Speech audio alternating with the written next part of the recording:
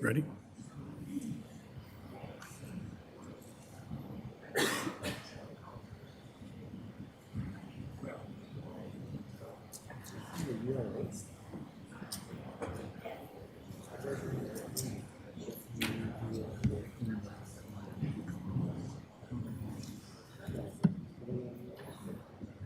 Just be the email that shows the attachment for the URA. All right, thank you and good evening on this December 15th day. This is a hybrid meeting of the City Council's. Remember, the public can view this meeting live on Channel 8, the city's website, and YouTube. Live Spanish translation services are being provided for tonight's council meeting by telephone. Please dial 720-386-9023 and use code 104091 asterisk. Se ofrecen servicios de interpretación en español para esta reunión del Consejo Municipal por teléfono. Marque el número 720-386-9023 y utilice el código 104091 estrella. Thank you. All votes on tonight's agenda will be conducted as a roll call vote. I will now ask the clerk to will now call the meeting to order and ask the clerk to roll call. Thank you. Mayor Douglas, Present? Mayor Pro Tem Noble, Present. Councilmember Guardiola, Present. Councilmember Teeter, Present. Councilmember Sandoval, Present. Councilmember Kim, Here. Councilmember Dukes, Present. Councilmember Trujillo, Present. Councilmember Young.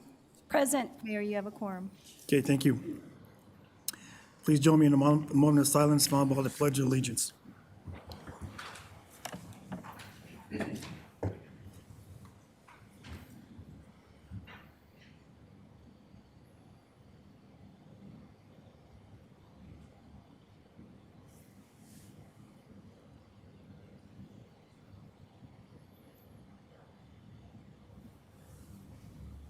Pledge allegiance to the flag of the United States of America and to the republic for which it stands, one nation, under God, indivisible, with liberty and justice for all.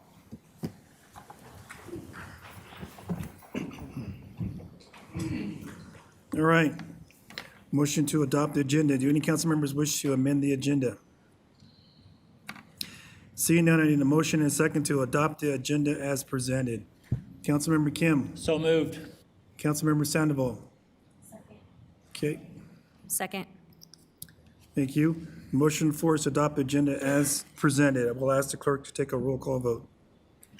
Your vote is open.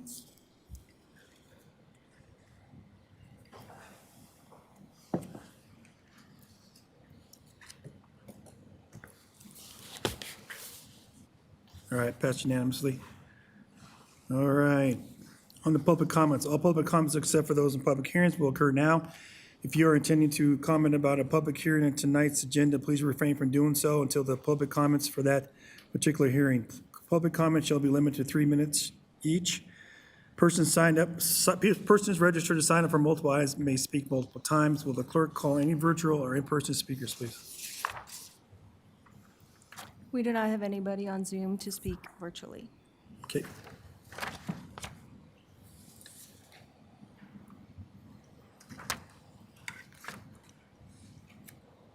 Our first in-person public comment will be by John Zayak. John, if you come on up, you'll have 3 minutes to speak.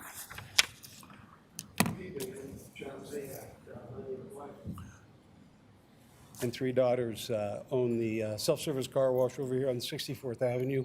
That's the one with the hoses, and you put the quarters in the wall. Not to be confused with the 11 other car washes in Commerce City that are billion-dollar builds that are proliferating, and they're tunnel washes. So it's a very different model.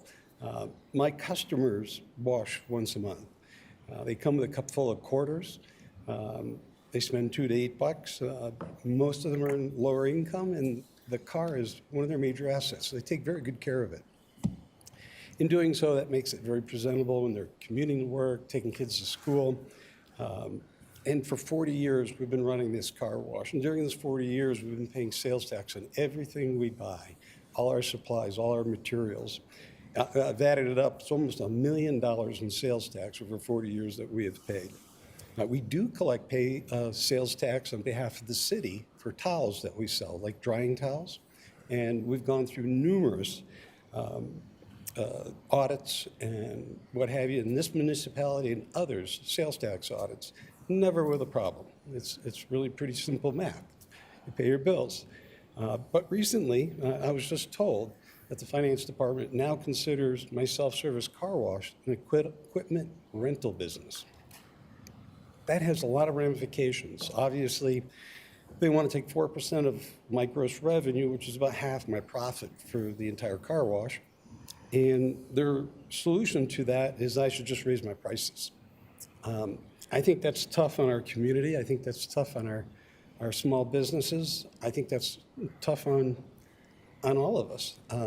Just continuing to raise prices, I don't think is the solution. The broader picture here, and the most important thing I wanted to bring in front of the board tonight, or the council, is that you can look at this same interpretation for so many other businesses. For example, if you run an apartment and it has a dishwasher, are you going to charge sales tax on a portion of the rent? You go to a barber, you pay him for a haircut, but are you renting his chair also? So it impacts a lot of different areas in our community. I worked with URA on this very same topic, and we collaborated with the city council, and we came up with a solution that was good economically for the city, it was good for the community, it was good for the small businesses.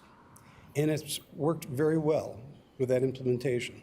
All I request is for you to consider when you receive an email from me to allow me to have 25 minutes of your valuable time to lay out other details that I can't do in 3 minutes. That's what I asked for this evening. In the time I got remaining, which I didn't know I'd have 15 seconds, I just wanted to welcome the new members of the City Council. And we have a lot of hope and excitement for all of you to solve not just the big problems, but all the little problems in our great community that we live in. Thank you. Thank you. Wow, that was perfect timing. Our next speaker is Keith Rogers. Keith, if you come up, you'll have 3 minutes to speak.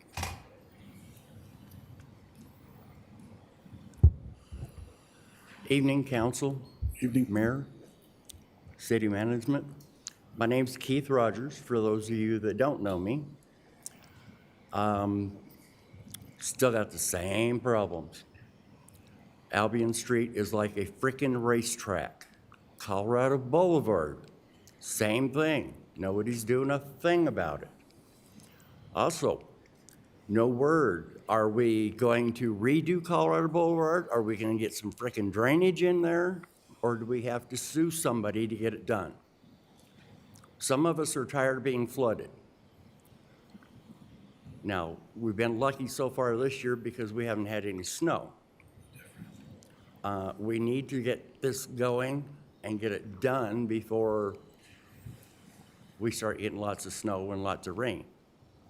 Because city's gonna end up buying my garage along with a couple of the other neighbors because we're getting flooded.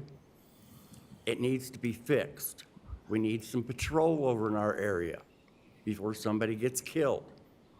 I still have a skid mark from 6 months ago, 3 houses long. Tell me he's doing 25. I mean, that mark's been there over 6 months. We need to start getting something done. We need, that whole area needs patrol, and it needs it now. Something's got to give. I mean, we're spending money. I know you've got the money. Why isn't Colorado Boulevard being done? It should have been done a long time ago. I mean, this no drainage crap doesn't fly anymore. And I'm still pretty pissed off about the grade school getting to put artificial turf in when nobody else can. I think I ought to be able to get my tax money back because I don't have anybody that goes to school, never have had kids to go to school. You're not doing anything for the city or for anybody in the city to protect us, to fix our roads, to upgrade stuff. None of that's being done.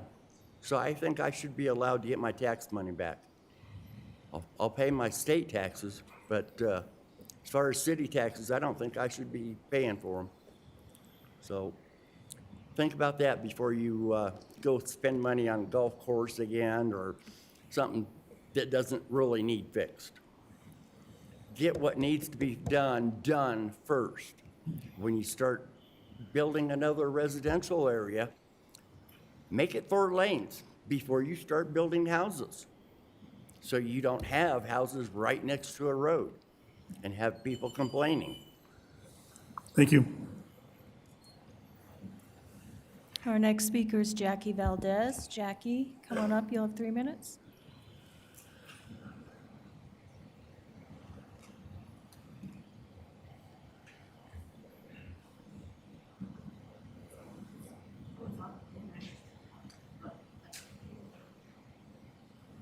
Okay, it's on. Good evening, council, city evening. management. Jackie Valdez, for the ones who don't know me, I'm sure most of you do know me. I spoke with quite a few of you. Ward 1, really nice to meet you. Hope you do a whole lot more for us than Mr. Oscar did. One of the things that I'm going to address tonight, besides the speeding, besides the alarms that we've been dealing with over in that area on the west side of Colorado Boulevard, which has been consistent.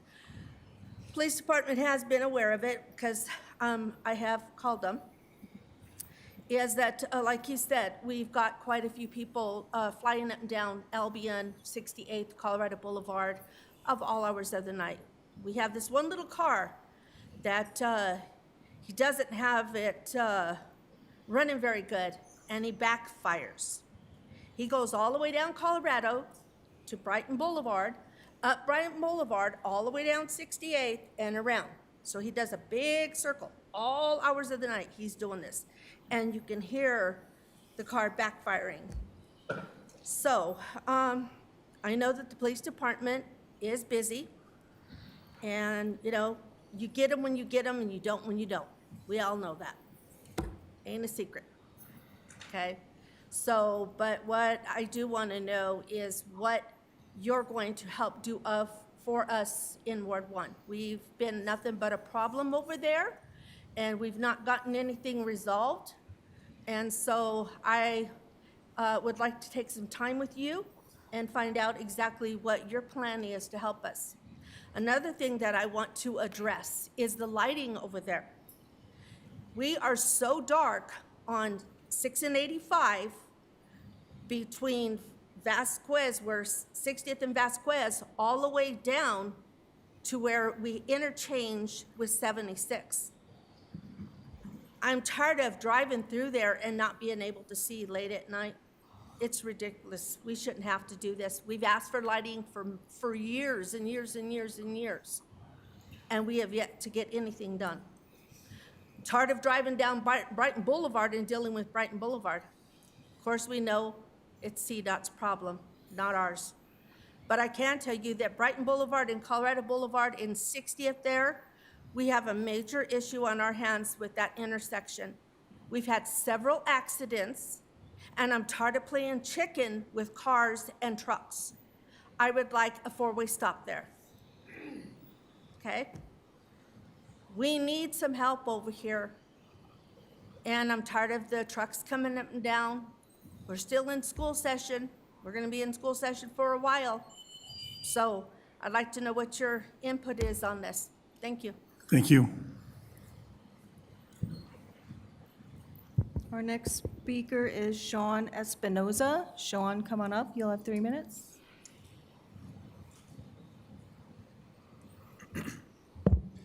Good evening, Mayor and members of City Council. My name is Sean Espinoza. I own and operate SC Shirts and Hoodies in Commerce City for the past 6 years, and I'm also the owner of Tacos y Tangas on the same property, which I lease and operate from. I'm here because I'm trying to operate legally, responsibly, and fairly. I'm not here to fight with the city or staff. I have completed every step required for my food truck. I've done health department, fire department, sales tax licensing, Secretary of State, site plans, and revised diagrams requested by staff. This is a significant and strenuous process, and I have complied with everything asked of me. The remaining challenge is the enforcement of the 175-foot setback under Section 9-3303A3. The section restricts food vendors from operating within 175 feet of a business offering prepared food. In my case, that business is 7-Eleven, which is not a restaurant. I want to respectfully point out a key distinction. Their prepared food consists of microwave items and products reheated on a roller grill. They do not prepare food in a way that a restaurant or mobile food vendor prepares them. 7-Eleven operates under a general business license, not a food vendor licensing framework. This creates an economic barrier, not a health or safety protection. I also want to respectfully request improved clarity and internal training for staff on how this section of the code is interpreted. Throughout the process, I have received different explanations from different departments, including statements that Commerce City is a home city rule, as a home city or home rule city, which does not need to consider state regulatory frameworks. I don't believe this was intentional. I believe it reflects a need for clear internal guidance so that staff, businesses, and applicants can all share the same understanding. Clear training and consistent interpretation would prevent these misunderstandings from future applicants and make the process smoother for everyone. On November 10th, 2025 study session, staff informed council that Division 3 must be revised to comply with House Bill 25-1295, which includes setbacks just like this one. To understand where I stand today, I measured the distance using the Adams County parcel data from the actual property line of 7-Eleven to the footprint of my mobile unit, which is 176 feet, which places me in compliance under the plain language of the ordinance. However, I was instructed by the city to use a parking peninsula as a dividing marker, which places me at 190 feet. So my request to City Council tonight is simple and reasonable. Clear, consistent guidelines on how distances must be measured under Section 9-3303, and a clarification of what offering prepared food means. Commerce City is growing, and with that growth comes diversity of small businesses, including mobile food vendors who bring culture, community, and economic opportunity into our city. Food trucks are often incubators for future brick-and-mortar restaurants, and many successful businesses in Colorado began exactly that way. Thank you. Thank you, sir. Our last speaker this evening is Joe Frey. Joe, come on up. You'll have 3 minutes.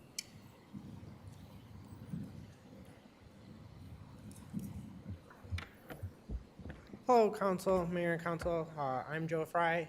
I'm here tonight as the Vice Chair of the Zoning Board of Adjustment. It's been a very great pleasure to serve on that board and represent our community. Tonight, I'm here to give a shout out to our staff members. I appreciate their hard work in this year, especially with the Land Development Code. And I specifically wanted to thank Assistant City Clerk Kim Adame for helping us with our little snafu with the holiday scheduling with our last meeting.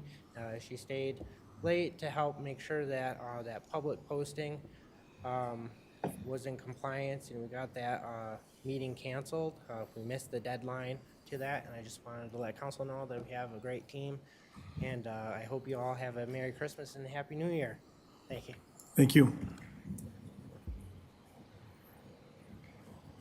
That concludes our public comment. All right, thank you. City Manager Rogers, did you make any kind of comment for Colorado Boulevard area? Thank you, Mayor. For which particular item again? For Colorado Boulevard? So just to rehash the conversations that were held earlier this month, we do have a consultant who is working with the team as part of the 68th Avenue multi-purpose project, looking at and evaluating the design of drainage and other necessary improvements along that corridor, 68th. They are also taking into a level of their own inspection Colorado Boulevard as well. We did highlight and note that there are some speed signs and testing data that will be going up on Colorado Boulevard this week in an effort to address some of the concerns that we've heard. And with respect to concerns or issues that are received, obviously we are endeavoring to be highly respondent to the calls that come in. I would say to any and all residents, your best place is to call as many times as you feel and you need so that we can respond. If we do not receive those calls, we cannot respond. So while it is incumbent upon us to be responsive, it is also incumbent upon the residents to ensure that they are making us aware of issues on a consistent basis so that we can continue to have a presence. Okay, thank you. Thank you. Okay, members of the public were able to submit comments online and by mail. Written comments were received by the deadline incorporated into the updated agenda tonight. If a follow-up is necessary, you should expect to be contacted by a staff member. Let's see. It is 6:20. We're going to recess to Urban Renewal Authority meeting. We'll now recess to Urban Renewal Authority meeting. The city council will reconvene immediately following the URA meeting. We'll ask the secretary to do a roll call vote. A roll call, sorry. Yeah. Chair Douglas, Oh, I'm sorry, city clerk. I'm going to make sure everyone's here. I didn't give them time to take their seats. Sorry about that. For the URA board, some are here in the audience and then some are online, so.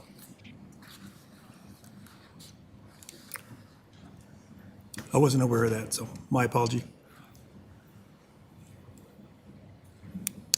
Okay, now we can proceed. Thank you. Sorry about that. Chair Douglas, Present. Vice Chair Noble, Present. Commissioner Guardiola, Present. Commissioner Teeter, Present. Commissioner Sandoval, Present. Commissioner Kim, Here. Commissioner Dukes, Present. Commissioner Trujillo, Present. Commissioner Young, Present. Commissioner Henson. Here. Commissioner Amador. Here. Commissioner Machuga. Chair Douglas, you have a quorum. Okay, thank you. All right. I need a motion and a second to excuse the members not present. Commissioner Kim? So moved. Okay. Vice Chair Noble? Second. I thought I heard a voice online. It was Kathy. I was just going to second. But it's been handled, but I was just going to chime in to give a second there. Okay, sorry. Thank you, Commissioner.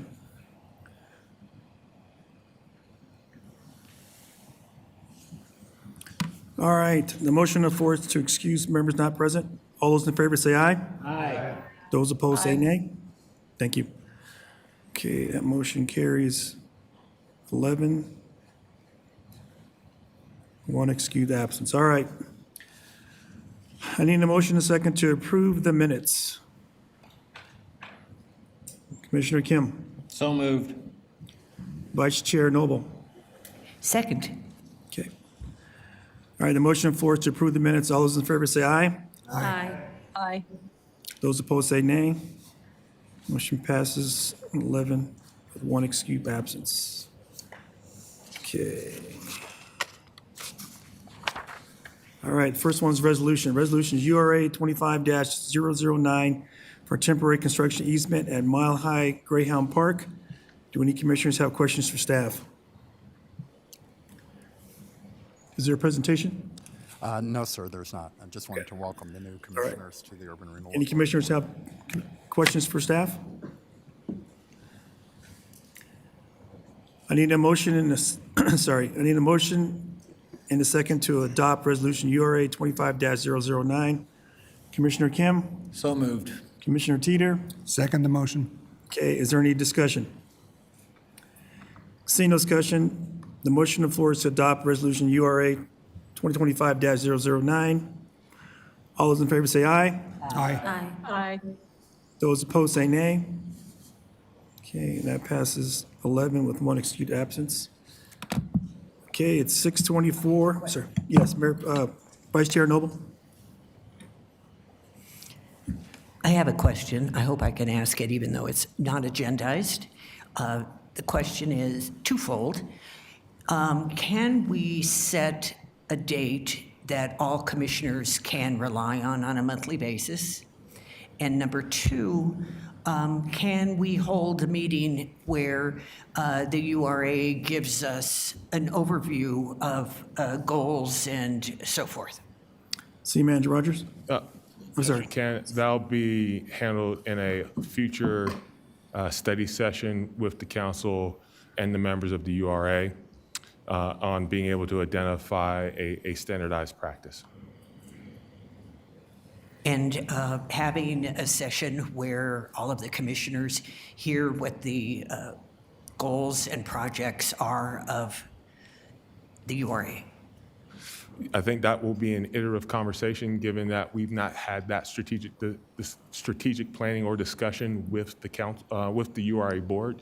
So I think that will be a topic that we would love to be able to dive in with you all. Wonderful. Thank you. Thank you, Executive Director. Okay, seeing no further, okay, the time is 5:25, seeing no further business, this meeting is adjourned. Or sorry, 6:25. Okay, we will reconvene the City Council regular meeting. Up first, notice council business, commitment to economic growth and business partnership. I'll invite Councilmember Dukes to introduce this item. Thank you, Mayor. Over the past 2 years, this body has taken important steps to strengthen Commerce City economic foundation and prepare for sustainable growth. Tonight, we have some public comment that says we still have work to do. Thank you, Mr. Zayak and Espinoza, to kind of talk through some of the challenges that are taking place right now with small businesses. With that said, we have work to do, but also this body over the last couple of years has taken steps to modernize our economic development incentive policy. We have policy recommendations from our small business task force. We've also been able to build stronger partnerships through our builder roundtables and discussion with developers. We modified the required sprinkler ordinances, and we also lifted the Metro District moratorium, and we're in the process of revising our sales tax and our impact fees, or reviewing those and use and impact fees. And this is important because this is going to help promote fairness and competitiveness for us as Commerce City. The last piece I just want to highlight that we've been able to do over the last couple of years is update our land development code and adopt our comprehensive plan 2045. This is important because these are two cornerstone actions that really guide a responsible development and ensure our city grows and benefits our residents and businesses overall. And the other piece is that with the new land development code, we're not calling up final plats just because. We actually have a process of some preliminary conversations early on, which again helps us. I bring this resolution here as we have new council members that were just sworn in, and it was standing room only. We have new council members that was sworn in with standing room only, and the idea for this resolution is to build on this progress that we have made as a body over the last 2 years, so that we can have a shared commitment to economic growth for all parts of our city, northwest, east, south. And this resolution gives a clear message that Commerce City is really open for business and business ready, and we're ready to attract new investments, support local entrepreneurs, and continue to build a city where everyone has an opportunity to thrive. So with that said, I move and I want to make a motion for the city manager and staff to create a resolution titled, "A Resolution Reaffirming Commerce City's Commitment to Economic Growth and Business Partnership." And in this resolution, I wanted to be developed to meet the intent that is noted in our council communications.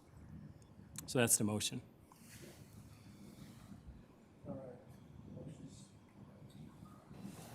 That's the motion. Councilmember Teeter. Second the motion. Okay. Is there any discussion? Mayor Pro Tem Noble? Yes, thank you very much. I think this is wonderful, and it's always good to remind people that we are in the business of encouraging business. I would like to ask the motion maker if he could expand his concept in the city council communication to include the efforts that occurred prior to the past 2 years. I want to point out that in 2020, there were no incentive offers. In 2021, there were 3. In 2022, there were 2. In 2023, there was 1. In 2024, there was 1. And in 2025, there have been 2 for 2 separate hotels. And I would also like him to, Councilmember Dukes, to expand it beyond the Small Business Task Force to also include the Blue Ribbon Economic Development Committee, because those members deserve recognition too. They met for many, many months in 2022 rather than 2023. So I would like to name them: Jimmy Bird, Color Graphic; Dennis Kamak, Developer; Shanika Carter, Carter Trucking Academy; Teodoro Castrojón, Ted's Philly Cheesesteaks and Mexican Grill; Chris Chippendale, Ent Bank; Jim Hayes, Oakwood Homes; Tom Kaufman, Realtor; Luis Ortiz, the spa on 104th, I completely spaced the name of it; J.R. Writings, Comcast; Mateus Sueldo, Entrepreneur; and Brian Theobald, KSC. Would you mind, since we're all on the same page here, and we all want business to come to this area, and we all want to promote business in Commerce City, would you be willing to include those? Because I think it's important also to keep in mind that open for business also means that we still have a lot to do, because people still want restaurants and they still want a grocery store. And I don't care whether you're in the north or the south, both ends of town would like to have those items. But I am asking for the creation and work of the Small Business Task Force and the Blue Ribbon Economic Development Committee Councilmember to Dukes. be included. Thank you, Mayor Pro Tem, for your comments. I'm not clear on the expectation. Here's why. When we have a resolution, the resolution and the council communication is just the background. As we develop, and this motion is to develop the resolution for first and second reading, the goal is not to individually name people in a resolution. I think we can highlight the Small Business Task Force or the Blue Ribbon Economic Development work as a whole, to say we convene them. But as you know, it's been a challenge. There hasn't been any actionable steps or policy recommendations. Actually, there were, sir. We did pass Point of things. order, I have the floor. I have the floor, actually. Point of order, I'm answering a question that Just a you second. asked. Councilmember Dukes, just a second. Councilmember, Mayor Pro Tem Noble, just hang on and let him complete his thought, please. Okay. Thank you. My clock is ticking. Well, I'm answering the question. The question here is, can we add the Economic Development Blue Ribbon Task Force in name and title? There's no issue in that. It's saying it as a Blue Ribbon Economic Development Task Force, that work that has been done, that's not an issue. But the big thing is we want to make sure that this is a resolution that really highlights that we're all on the same page in terms of we want to recommit and reaffirm our economic development process, and that we want to create policies that are aligned to our economic development strategic plan. That's the heart of it. Individually naming people is not the heart of this. All right, thank you. Thank Mayor you. Pro Tem Noble? Yes, go ahead. thank you very much. I am more than happy to have the committee named. I simply wanted to point out the names of the people who had served on that committee, had volunteered their time, and provided information to Commerce City. So thank you very much, Councilmember Dukes, for also including the Blue Ribbon Economic Development Committee. That's all I asked. Okay, thank you. Any other discussion? Councilmember Trujillo? Thank you, Mayor. Councilmember Dukes, I really appreciate you bringing this forward. As I was out campaigning, I heard from residents in all parts of the city that they want more commercial and retail. Our folks really would like another grocery store, more restaurants to sit down and eat at, and more places for our youth to gather. I am in support of developing a resolution. We must recommit to economic growth and meaningful business partnerships to ensure prosperity for everyone who calls Commerce City home. Economic growth is not just about numbers on a spreadsheet. It's about creating opportunities for our neighbors, supporting our families, and building a city where businesses want to invest and people want to stay. It's about welcoming new investment while supporting the businesses that are already here. It's time that we advance the priorities outlined in our roadmaps, our Economic Development Strategic Plan, our Land Development Code, our Comprehensive Plan 2045, the establishment of our Small Business Task Force. These were not just random initiatives. These were all designed with common purpose to promote fairness, competitiveness, and smart growth, and we must advance these priorities with urgency and purpose. I look forward to putting our economic development incentives policy to use. We need to continue to make any appropriate revisions to our land development code to ensure that our current regulations are not creating barriers to the responsible development we are trying to encourage. Our code should facilitate smart growth while maintaining the standards our community expects. We really need to take a hard look at our sales and impact fees so that we have a fee structure that is fair, predictable, and doesn't put us at a competitive disadvantage with our surrounding cities. I would really like to see us build upon the foundation of our Small Business Task Force that was recently established. And finally, we must strengthen our partnerships with our business community, workforce development organizations, and our neighboring municipalities because we are stronger when we work together. Thank you. Councilmember Sandoval. Thank you, Councilmember Dukes, for presenting this. I agree with Ms. Trujillo's comments. I think they're very well stated. I'm in highly and strongly support the commitment to fostering a culture that supports businesses in our city, both large and small.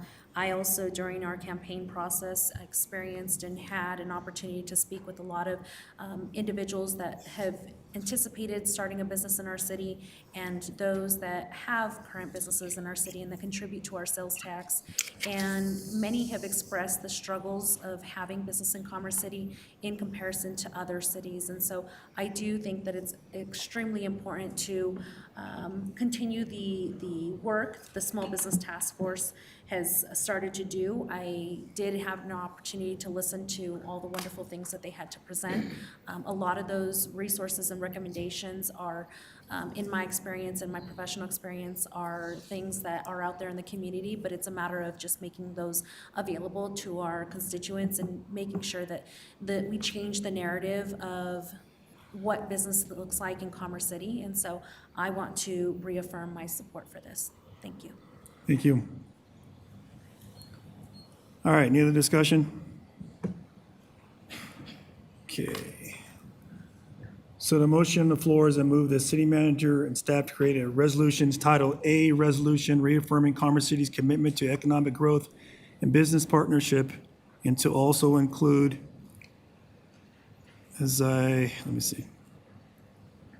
also include Small Business Task Force in the Blue Ribbon Economic Development Committee. Okay. All right, ready. Your vote is open.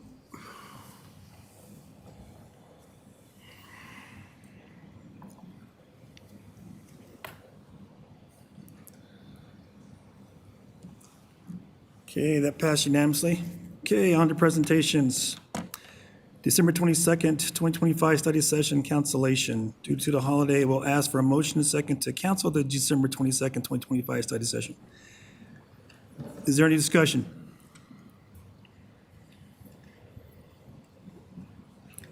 Okay, I need a motion. Councilmember Kim? So moved. Councilmember Teeter? Second the motion. All right. Motion on the floor is to cancel the December 22nd, 2025 meeting. Will the clerk take a roll call vote? Your vote is open.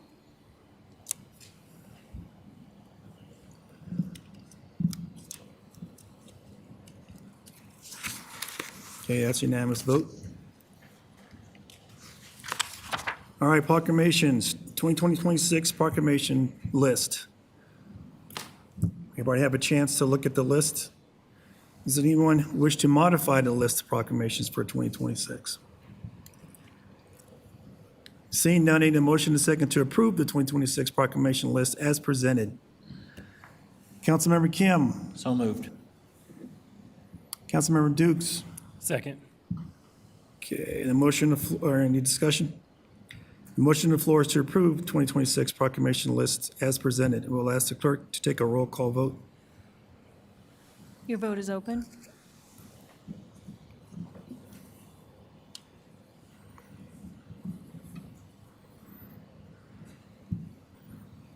Okay, that passes unanimously.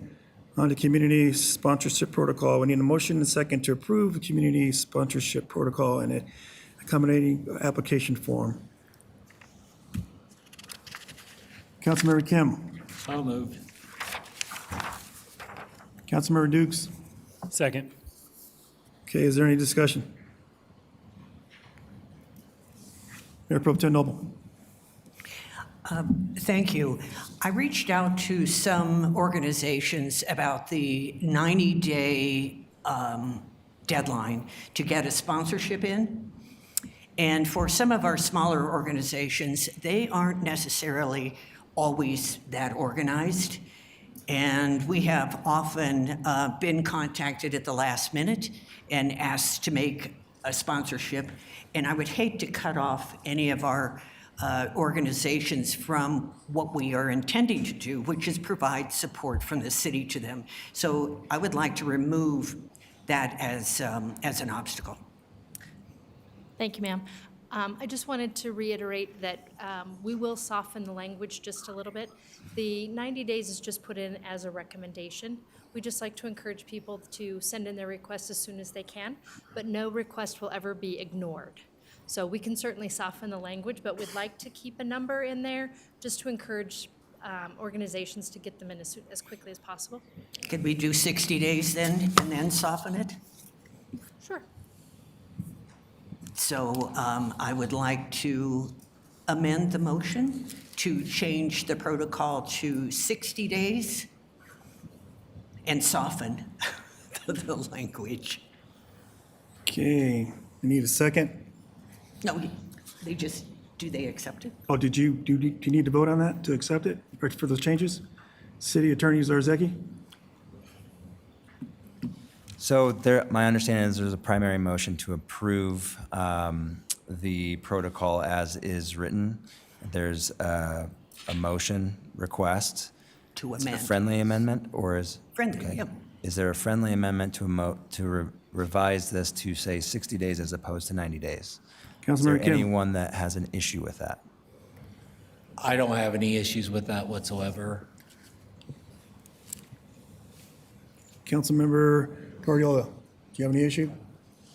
No, I don't. Did you have a discussion on this? I just echo what Mayor Pro Tem Noble was saying. I'm good with it. Okay, thank you. Councilmember Sandoval. I just want to thank City for helping put this together because I think it's important for our community to be aware of the process since there technically wasn't a process in place. And so I hope that the city feels, I mean, not the city, but our community feels supported in that there will be a process and it will be accessible to them. So thank you. Okay, thank you. All right, the motion on the floor is to approve the community sponsorship protocol and accommodate the application form with the friendly amendment. I will ask the clerk to take the roll call vote. Your vote is open.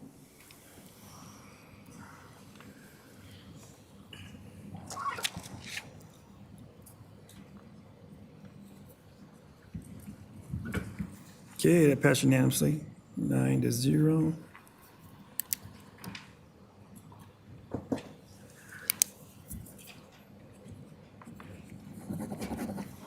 All right, on to consent agenda. Consent agenda includes items that are routine, procedural, informational, self-explanatory, and non-controversial. These items presented to council with a single motion and a vote. Any council member can ask to remove a specific item off the consent agenda for further discussion and separate vote. Tonight, there are 20 items on the consent agenda. Do any council members wish to remove any items? Mayor Pro Tem Noble. Yes, I'd like to remove ordinance 2737 and resolution 2025-184. Okay.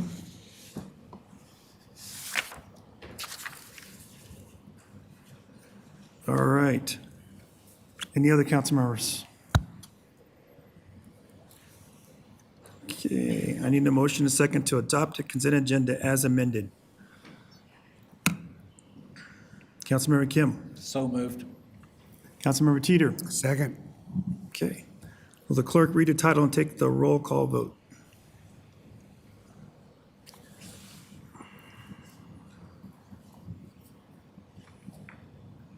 Minutes of the December 1st, 2025 meeting. Ordinance 2711, an ordinance amending Article 3 of Chapter 2 of the Commerce City Revised Municipal Code to provide general provisions for boards and commissions. Ordinance 2724, an ordinance amending the 2025 budget of the City of Commerce City, Colorado by appropriating unencumbered fund balances in the General Fund and Facility Services Fund, recognizing employee benefits cost-sharing revenue in the Benefits Fund, and authorizing the expenditure thereof. Ordinance 2725, an ordinance authorizing the issuance by the City of Commerce City, Colorado of one or more series of its sales and use tax revenue bonds and providing other details in connection with therewith. Ordinance 2726, an ordinance amending the 2025 budget of the City of Commerce City, Colorado by the recognition of grant funding from Department of Local Affairs, DOLA, in the amount of $56,250 for the development of a housing action plan. Ordinance 2734, an ordinance amending the 2026 budget of the City of Commerce City, Colorado by the recognition of supplemental environmental project funding from the Colorado Department of Public Health and Environment in the amount of $315,000 for the implementation of clean streams, clear skies, connected community projects, and the authorization of the expenditure thereof. Ordinance 2738, an ordinance amending the definition of family in Section 21-11200 of the Land Development Code. Ordinance 2739, an ordinance amending the residential space and occupancy standards in the Sections 5-302 and 5-303 in Chapter 5 of Article 18 of the Commerce City Revised Municipal Code. Ordinance 2741, an ordinance amending the 2025 budget of the City of Commerce City, Colorado by the recognition of grant funding from Walmart in the amount of $4,000 for public safety and parks, recreation and golf community service events. Ordinance 2747, an ordinance amending Section 12-5005 of Chapter 12 of the Commerce City Revised Municipal Code to modify the solicitations on posted property provision. Ordinance 2751, an ordinance amending Division 3 of Article 3 of Chapter 9 of the Commerce City Revised Municipal Code to update the licensing and regulation of outdoor vendors and establish licensing and regulation requirements for mobile food establishments.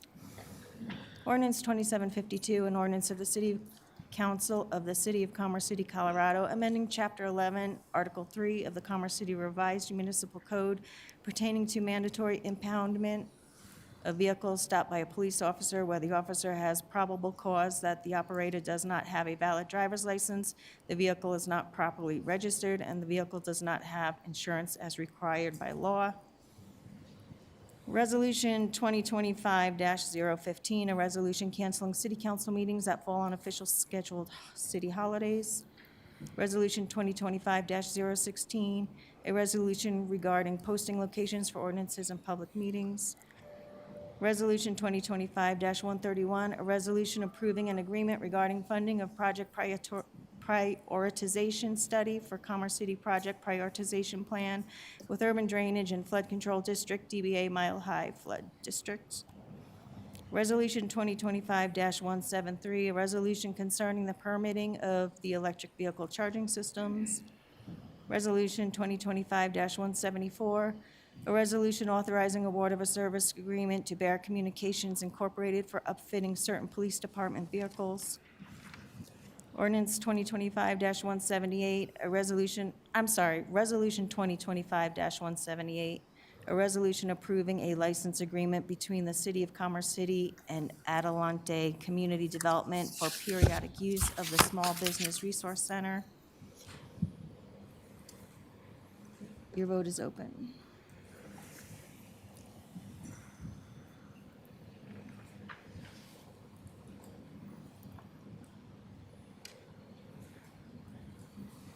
Okay, that passes unanimously, 9-0. Okay, on to the two items that were pulled. Mayor Pro Tem Noble, you had pulled ordinance 2737. Correct. This involves ADUs or accessory dwelling units. I have had constituents in Ward 4 ask about the impacts of this ordinance. Could someone explain whether HOAs, I'm sorry, I failed to add that in my note today when I sent it to the city manager. If you're not able to answer tonight, I can understand. Do HOAs override the law? What percentage of the yard, so if you have a small yard, can you still fit an ADU on it? And do the parking time limits remain the same? I know that parking limits, minimums are removed, but our rule is 5 hours or so in front of someone's home. Does that parking limit law remain in effect? Thank you, Mayor Pro Tem Noble. So to answer your question about the HOAs trumping the city's code, the state law actually is the governing document here, and we're trying to get in line with the state law. So the city's ordinance would overstep the HOA's prohibition on this and would allow ADUs. In terms of the square footage, there's a maximum of 75% of the size of the primary dwelling unit up to 1,000 square feet, but there's a baseline minimum of 750 square feet that ADUs are. So it doesn't, there's not a footprint, there's a square footage in the code. And these code provisions are the same as what we adopted in the 2025 Land Development Code. We're just trying to close the gap between the legislative zoning and the enforcement of the 2025. As far as the parking, there's a state requirement that we can't require off-street parking.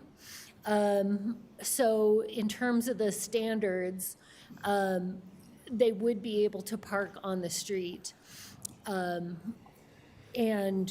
utilize that parking for the ADU. If I could Go just ahead. step in. And I believe you're also talking about on-street parking requirements, so nothing in the code would change the provisions for that specifically. That would- What Heather was just speaking to was off-street parking. And that would be parking in front of someone else's home would remain in place, that limit. Oh, the 5-hour limit, if in front of someone else's home. Okay. Yes, I believe that would stay intact. It would be, they would have to park in front of their own property. Okay, great. I only wanted to bring this forward for community transparency because I had constituents ask. So thank you very much. Appreciate Very your good. answers. Thank you. The other council members have questions? All right, seeing none.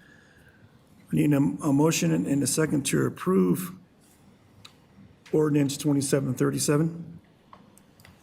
Mayor Pro Tem Noble, I move to approve ordinance 2737. Councilmember Kim. Second. Okay. All right, the motion on the floor is to approve ordinance 2737 as presented. We'll ask the clerk to read the title and take a roll call vote. Ordinance 2737, an ordinance amending the Land Development Code to allow accessory dwelling units as a permitted use and accessory structure in residential and agricultural zones and to establish standards related thereto. Your vote is open.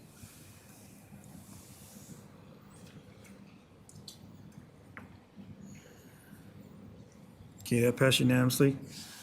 All right, Mayor Pro Tem, the second one is Resolution 2025-184. Yes. You may proceed. Yes, thank you very much.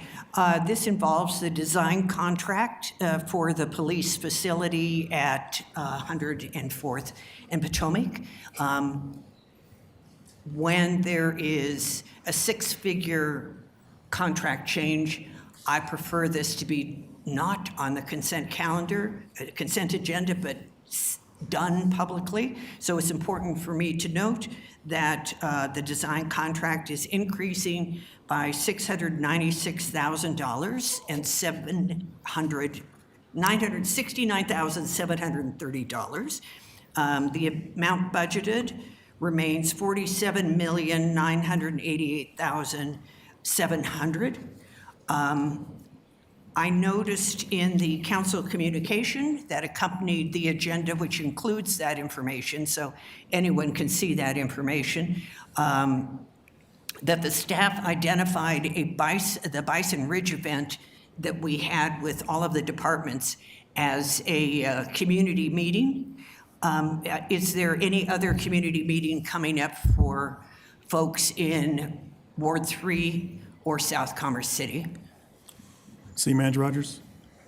Yes, ma'am. Jim Talbert, Jim Assistant Talbert. City Manager, and I've got with me somewhere Eliza Patterson, who is our newest Deputy Director of Public Works. She and I will be co-managing the project, so I want to introduce her because y'all may see her up here at some times. There is a meeting scheduled for January 14th at Bison Ridge. It's from 6 to 8, I believe. It is a community meeting to inform the public about the project, and our architects D2C will be there sharing information and providing all we can at this point. My understanding is that it is it's about rezoning the property, and therefore council members are not invited because of our role as is quasi-judicial. At least I understand that from the city manager, which is it. I think that's correct. Yes, ma'am. Okay. Everyone's nodding yes. All right. We'll make sure you have good information report out of that meeting. Right. And I also wanted to ask about the SWAT building that's planned on the property. What is meant by a SWAT building? That is the building where they will store their SWAT vehicles and all their equipment. It'll also have some general storage for the PD, but it will be primarily for the SWAT vehicles that they have. So the Bearcat and Yes. things like that? Right, to get those out of the weather in a secure place right there on the property. Okay, and that's at 104th and Potomac, where people turn to go to Bison Ridge Recreation Center, just to be clear. And I was curious also about the possibility of having some sort of public meeting in South Commerce City as well, because I'm not sure that the folks understand how much of the police operations are moving to 104th and Potomac and will be leaving City Hall. I'm sorry?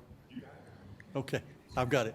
I think if that's something that council would like to see happen, we can work with the PD to make that happen, so there's a good understanding. There's nothing planned at this time related to the construction, but we can, if that's a desire of council, we can surely make that happen. That would be good, because we had some information in 2024 that indicated who was moving where and who was staying where. So I think it would be really important for community transparency if we could do that. That'd be great. Thank you very much. Yes, ma'am. Thank you. Any other council members have questions? Councilmember Dukes? Thank you, Mayor. I know the costs here, and this is a question for City Manager Rogers, the cost here for the design. I think there's full context that since I've been on council, my understanding is this has been a conversation since 2024, and that as we've had council communication, this cost is not new. Rather, this is the process of having a design, changing of the expansion of the building. I guess, can you give some more context to why this dollar amount? That's my first question. City Manager Rogers? Thank you, Mayor. Thank you for the question, Councilmember Dukes. I think to keep this just immensely simple is that, with time and the increase in cost of the facility, that's been shared with the council, and I will say the broadening of our scope of work to include entitlement as well as construction oversight, and being able to take the design from 30% to 90%. We've seen some increases that are within the acceptable range of architecture and engineering for associated CIP projects, which is 7 to 10%. So as we were re-engaging and getting our consultant moving forward, they had to reassess their price based on the day's market and as well as these additional items within the scope of work, hence that increase in budget and having to memorialize that increase in budget for us to be able to complete the work. And so just what I'm hearing you say is that when you reengage with the design consultant after a delayed project, it's going to cost maybe a little bit more because of the delay. And the other piece I heard that it's the difference from 30% to 90% means that moving it to 90% is the cost of that, right? So we could get the design so we can actually break ground. Is that correct? Correct. Thank you, and thank you for your team for putting together this work. I know a lot of residents are excited about the substation, and this is going to provide additional security and support for the Northern Range. As far as the question asked about having another session in the south for the police substation, I don't necessarily think it's necessary to have another standalone session. I think we can wrap it around our community outreach that we already do when we have our community gatherings. We've did a great job at having that support because you've been clear, and I guess this is a question for City Manager Rogers. You've been clear about the level of support that we are actually not shifting our police officers in the mass amount up north that is going to spread across both parts. Is that correct? That is correct. There will be equal representation both in our core city as well as in our Northern Range. We have been very clear that this is to assist in the expansion of our police force and to be able to improve various needs, calls for response, as well as calls for services across all of the different priorities in our Northern Range that right now we are somewhat hamstrung because of the singular location and the limited amount of individuals that we can have up north in our temporary location. Thank you. And so just to reiterate, I agree with having the conversation, but I think bedded it into our community outreach that we do already. We used to do town halls, and now we do our community gatherings. I think that's a great space to dive deeper into that. And just what I hear you say is that we're not changing. We're expanding with the opportunity to having more police presence across the whole city. So we're not going to have a mass exodus. We're going to have 2 police substations or 2 stations across our city. You will have your headquarters, for lack of better words, here at the Civic Center, and you will have a true substation, sans some effects up in the Northern Range. Thank you, and I think it's important to get that clarification out there. So I know looking at the PowerPoint presentation in 2024, there's been a lot of conversation since 2024, so making sure we have that information out there. Thank you. Thank you. Any other council members have discussion or questions? I had a question. It was said that this project was delayed, but really hasn't been delayed. This just has been scheduled out, so it's really much staying on course.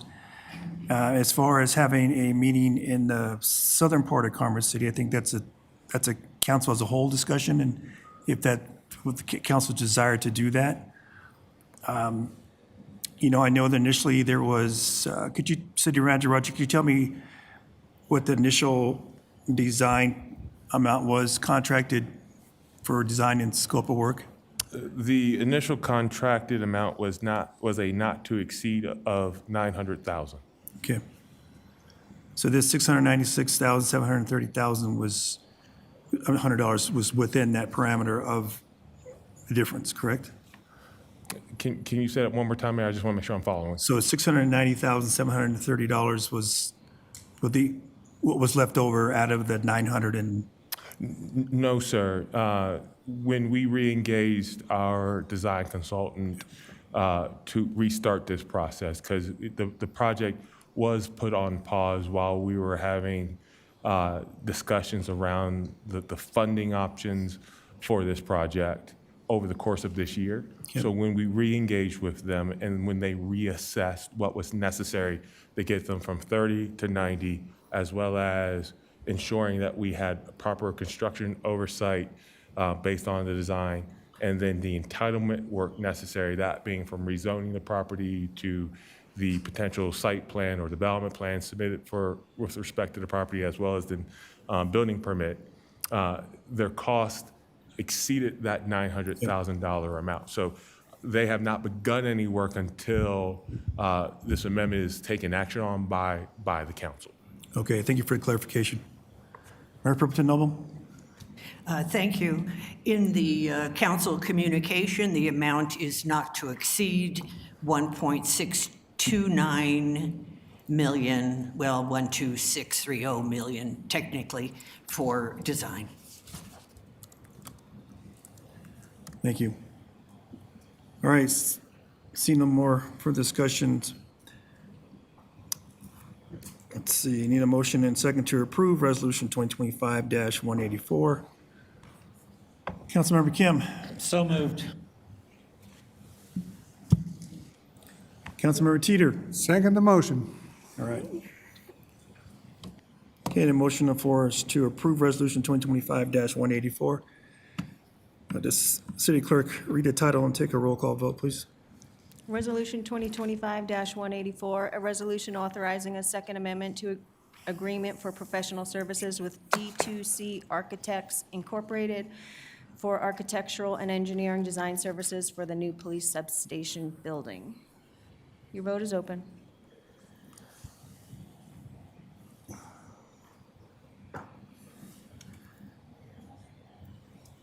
Okay, it passed unanimously. All right, that concludes the consent agenda. Okay, on to public hearings. First public hearing is Resolution 2025-135, approving plat for Murray Farms, filing number 2. Tonight's public hearing is a request to approve the plat for Murray Farms, filing number 2. I will remind council of the following: only ask questions and gather facts, but not express opinion or indicate how you will vote. You are not permitted to provide testimony if you wish to participate in the decision. Only rely on the facts developed in the hearing and in the record, and apply those facts to your criteria and the Colorado Revised Statute. I will invite the city attorney to address council. Thank you, Mayor. Is there any council member who cannot hear this matter and make a determination fairly and impartially based on the record before you and the facts and evidence as developed at the public hearing? The record will reflect that no member of council has stated that they have an inability to be fair and impartial. Thank you, Mayor. Okay, thank you. When I open the public hearing, per council policy CP 22, the applicant and the city shall be limited to 10 minutes each for their presentation, including any kind of rebuttal. I will invite the applicant to make the presentation.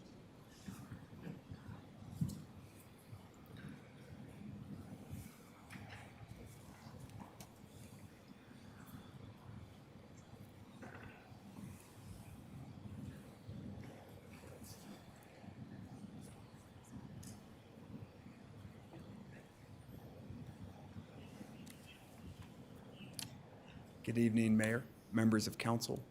Eric Carlson. I'm at Foster Graham, Milstein, and Kalisher. That's 360 South Garfield Street, Denver, 80209.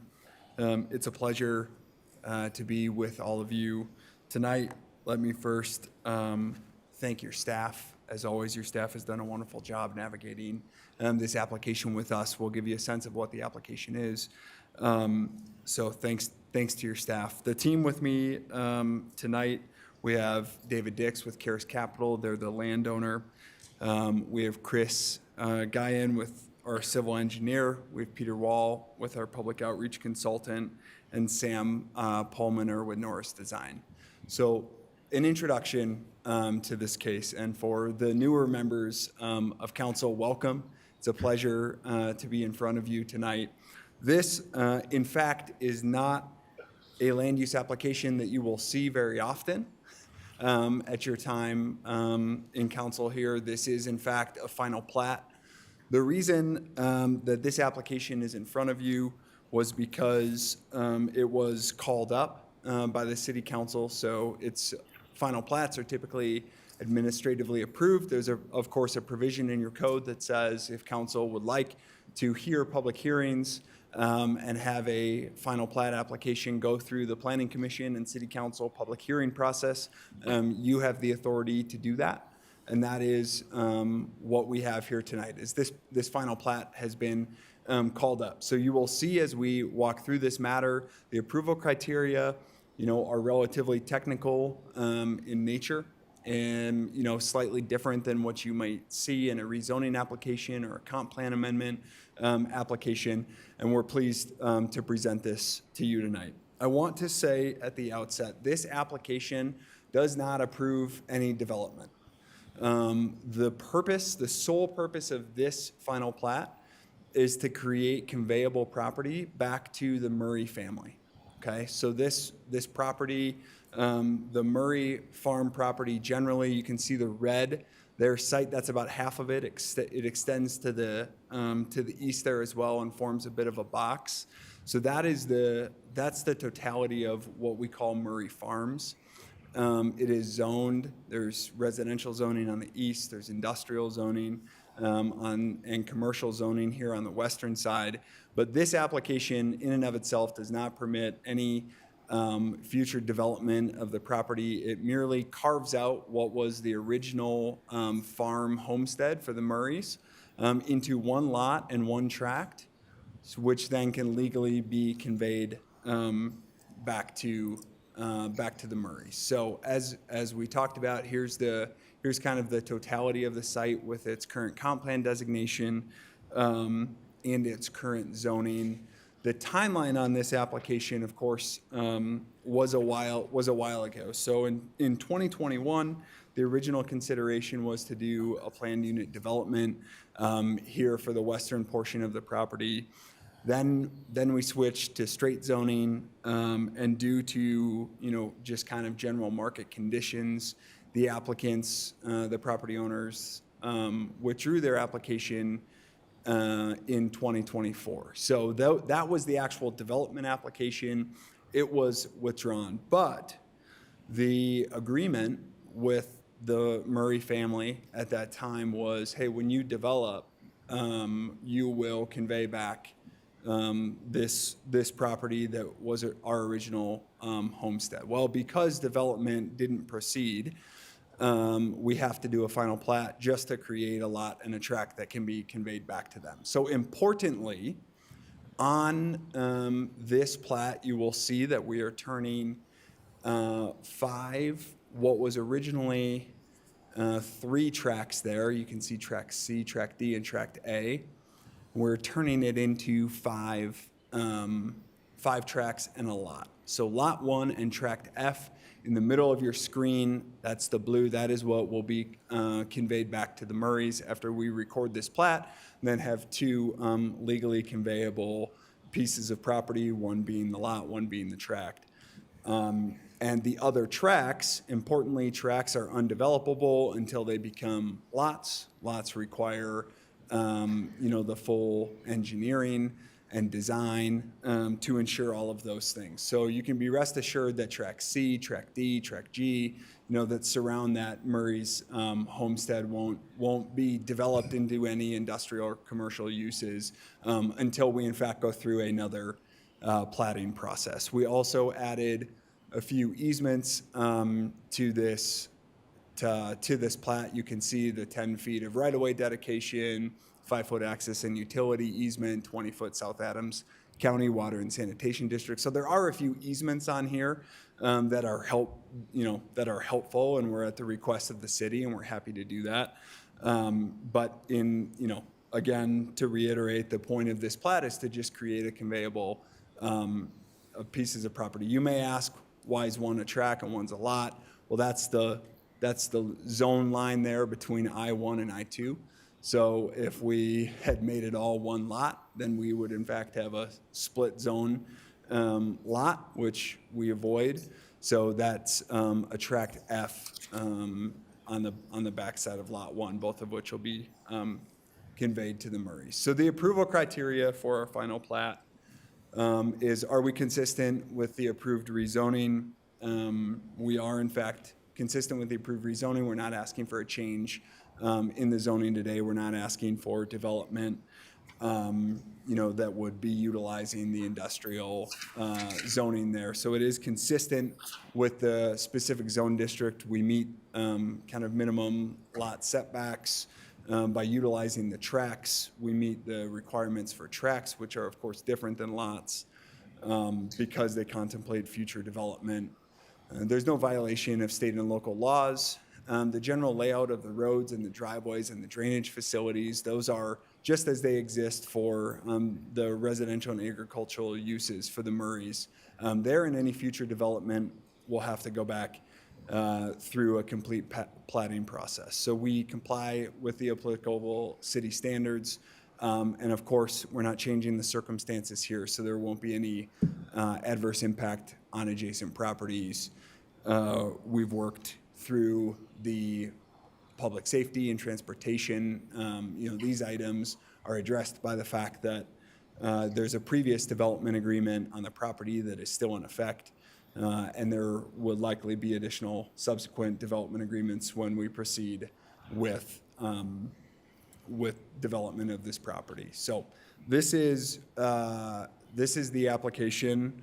We are happy to answer any questions. Again, we appreciate your time this evening to discuss this. We appreciate your staff's time and attention on this one. As we said, it's a little bit different. We're not asking for development tonight, but this is still, of course, an important application because it gives the property owners, Karis Capital, an ability to convey that property back to the Murrays so that they can own that again as they did for so many years. So thank you for your time. Thank you. Any council members have a question for the applicant? I don't see any questions at this time. Thank you. Thank you. Okay. We'll now invite Kathleen Taylor, Senior Planner, to make the presentation. Good evening, council members. Am I loud enough? I'm so short I can barely reach the mic. Okay, can you hear me okay? Yes. Thank you so much to our new members. Welcome aboard. The applicant did a really great job going through all of it, but I will do the same as well. First of all, I'd like to just start out what is a final plat, because that's what you have before you. It's a legal instrument establishing boundaries for lots and tracts for development, for future development. According to our land development code, a final plat is normally approved administratively, as the applicant mentioned, unless requested by city council. So this was requested in August to be heard by the city council, and this was the next available hearing date. A final plat does not impact the zoning, the allowable uses, it's merely lines on a map. A development plan is what would contain all the details on how the site would look and function, which is not what we're reviewing tonight. On the slide here, it mentions what is the Planning Commission's role, and excuse that error. This was shown to the Planning Commission. Their role was to recommend, to make a recommendation to you, which you have before you. They recommended unanimously to approve this final plat, and your role as a city council is to make a final decision. Here's an aerial photography of the site. You'll see there, let's see if my mouse is working here. This is 112th to the north, Havana running north and south here, and Highway 85 over here. The property here is at the southeast corner, and it's bound roughly by Jamaica Drive, if Jamaica came all the way down to the south. And this is 104th down here, or 108th, excuse me, 108th. The property, as the applicant talked about, Murray Farms being this entire huge portion here. We are only looking at these zoning portions, C3, which is the commercial, oh, excuse me. What happened? Maybe I didn't do that?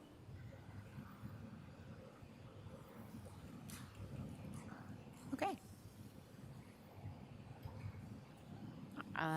Okay, I thought I did the Control L, then I must have done Windows L. Let's see here. Thank you. Thank you, Kim.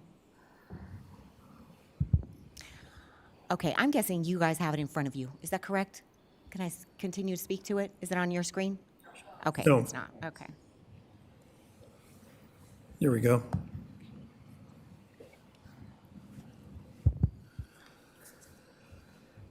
Okay, thank you so much. You'll see there that the property is in this hatched area. The red is C3, that's a commercial zone. I1 is the light industrial, and I2 is the medium industrial zone. This is the comprehensive plan map, which shows the character area that the applicant also showed this map to you, where the property falls within this portion that is the Northern Business District. And that character area allows for all different types of businesses that would be allowed within those particular zones. Residential would not be something within this purple's area. Let's see, in summary, I mentioned the location. The request is that the final plat, if it were to be approved, it would create that separate lot for Mr. Murray's farm. It would also create a tract that is a portion of his farm as well. That cannot be approved as a lot at this time because it doesn't have access to a street, so it could only function as a tract for now. It's approximately 72 acres in size, and as the applicant mentioned, a tract cannot be further developed without first becoming a lot, and that is done through the subdivision process. So that would have to be done prior to any sort of development plan. This is the existing configuration of the site, of the lot line, the tract boundary lines you see in yellow. And this is what the applicant is requesting. You see in red here, tract A, still as it currently exists as a commercial zone. And then the lighter purple, tract G, F, and D, that would be the I-1, light intensity industrial. And the darker purple would be lot 1, Mr. Murray's farm, and tract C here as I-2, medium intensity industrial. There is no development proposed at this time, and because of that, a development agreement was not required as a part of this plat. And as the applicant did mention, there is a subdivision agreement currently recorded in 2009, which looks at the entire Murray Farms. And we will not be making changes to that until a development came along and they actually were proposing a development, and then we would reassess what the city would be requiring because they would have to comply with all of the zoning code requirements. The application complies with the subdivision criteria as defined in our land development code. And I'll go through that in just a minute, but I am going to touch on public comments. When this presentation was created, there had been no public comments that were received at that time. I had just merely had like a question wanting to really understand the exact area that was considered as a part of the subdivision, but I got no further comments. And then I did receive comments from a Ryan Quinlan, I believe, and those were included in your packet. Okay, let's go through the subdivision criteria. The applicant did a great job. I'll just hit it as well because it's really important from a city perspective to show that they are complying because it's the most important part of receiving approval. The first criteria, the subdivision is consistent with any approved rezoning, concept plan, or PUD zone document. Well, this is not a PUD zone, and they are not asking for any rezoning, so therefore it does meet the criteria. Criteria B, that the subdivision is consistent and it implements the intent of the specific zoning district which it is located. Well, in this particular case, as the applicant had stated, the lot lines or the tract lines, they must follow the zoning boundaries. And in this particular case, what they are proposing, all lines follow the zoning boundaries so that we don't have more than one zone on a particular piece of land.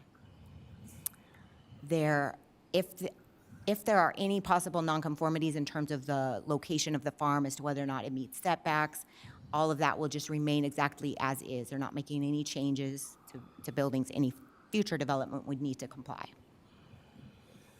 Criteria C, there is no evidence to suggest that the subdivision violates any state, federal, or local regulations.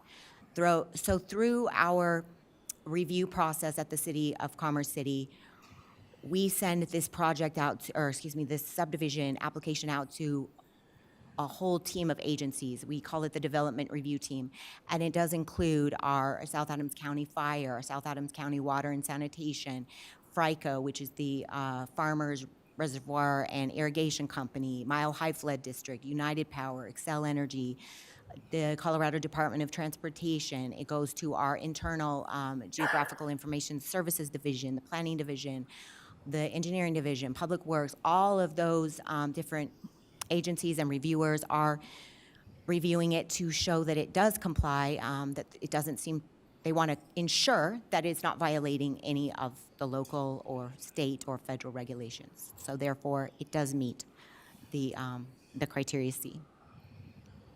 Criteria D talks about the general layout of the lots, the roads, and that we're minimizing land disturbance, we're maximizing open space, minimizing or preserving existing landscaping. Well, this is very few lines on a map that we're adding, but in this case, it is certainly logical how we're establishing that it lines up with the zoning boundaries, that it creates a lot for the Murray Farm, and the access for these properties will have access off of 112 Havana Street or East 108th. Therefore, it can be found that it meets this criteria. Criteria E, the subdivision complies with all applicable city standards and does not unnecessarily create lots or patterns of lots that make compliance with such standards difficult. By dividing the property as proposed, it will actually make it easier to move forward with future development because the existing farm will have its own lot. All future development would require a development plan, and any of those tracts, which is all but the one lot, any of those tracts would also be preceded by a subdivision application to convert that tract into a lot. And that's the time when we would be reviewing for drainage and traffic, any related infrastructure. All of that would be analyzed by the city, and a development agreement would be required at that time. Therefore, it can be found that this criteria is met as well. F is kind of an either-or. Basically, will it not result in any undue adverse effect, substantial adverse effect to adjacent properties, or will those effects be mitigated? Well, in this case, the first one is the one that we would defer to because they're not making any changes proposed to how the properties currently function. Oh, am I past my 10 minutes? Oh. It would not result in any substantial or undue adverse effect. So it meets this criteria. Am I okay to just wrap up this criteria?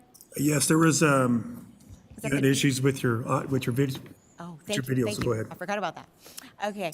I believe this is the last criteria, that there is adequate and sufficient public safety, transportation, utilities, recreational facilities, schools, all of that.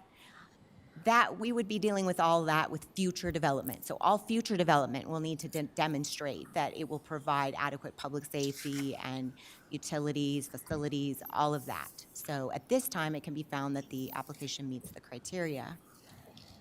Oh, let me keep going, a couple more here. Development agreement, we already hit on that. They will not, because there's no development occurring with this plat, a development agreement will not be required at this time. And criteria I talks about proposed phasing. There's no phasing proposed with this subdivision, so it's not applicable. The Planning Commission, as I mentioned, they held a hearing November 18th, and there were no public comments received at that time. Planning Commission voted unanimously to approve the Murray Family Farms filing number 2, and staff also recommends approval. And I'm available to answer any questions. Okay, thank you. Mayor Pro Tem Noble? I have 2 questions for you. Yes. I have been to the Murray Farms homestead during the pre-days. So I was a little confused. The lot is where the farmhouse is and the barn and so forth, correct? That is correct. What was the reference to C3? C3. Oh, that is a portion here. Let me show the map.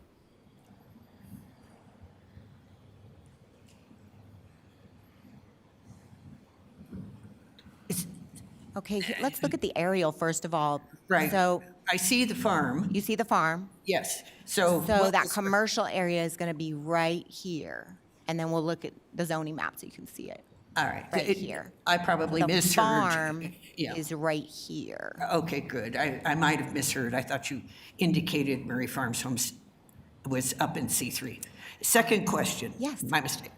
Ryan Quintel, who asked about environmental impacts and so on and so forth. I noticed that the Environment, Energy, and Equity Committee or division was not listed on in the list of people who are part of the development review team, and they used to be part of it. Are they no longer part of the development review team? You are very detail-oriented, and I really appreciate that. It was routed to them. They chose not to make any comments, and I can't speak for them. My guess would be that nothing's changing at this time, and they're waiting for actual development to make their comments, because they typically have a lot of detailed comments. Thank you. It was routed multiple times, so. All Thank you very much. You're welcome. The other council members have questions?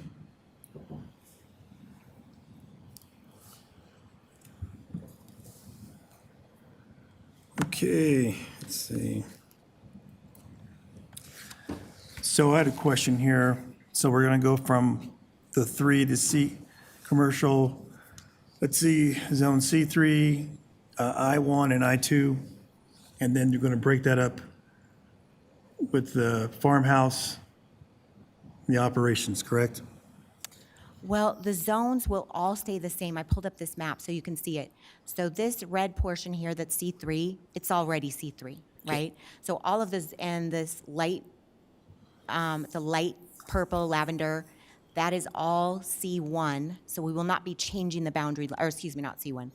I1, light industrial, and then this is I2. So none of those boundaries will change, but you can at least see where the Murray family, the farm, will be on Lot 1, and they also have this portion of property as well. This tract F cannot develop until it has legal access to the street. Okay, so just to be clear, we're adding in the lot 1 and track F That is to correct. make 5, correct? Yes. Okay. All right, thank you. All right, I will now invite the public to provide testimony and ask the clerk if there's anyone from the public signed up to testify in this hearing, No, Mayor, we don't have anyone signed up. online or in person. That's correct. Okay, thank you. All right. Skip that part. Okay, does the applicant wish to make any rebuttal? Okay, no rebuttal. We'll close the public hearing. You have 3 options here. I need a motion and a second to approve. Well, I will ask what the desire of the city council. Councilmember Teeter. I'd like to make a motion to adopt Resolution 2025-135. Okay, Councilmember Dukes. Second. Okay, the motion on the floor is to adopt Resolution 2025-135. Any discussion? Okay, the motion on the floor is to adopt Resolution 2025-135. I'll ask the clerk to read the title and take a roll call vote. Councilmember Kim. Thank you, Mayor. So the only thing I have to say is, yes, I am in support of this altogether. The only thing I would ask for Mr. Carlson is that when and if this ever does come back, if it does come back with regards to any type of development that does occur, please highlight F and G, criteria F and G. I'd love to know more about that one for sure. Thank you.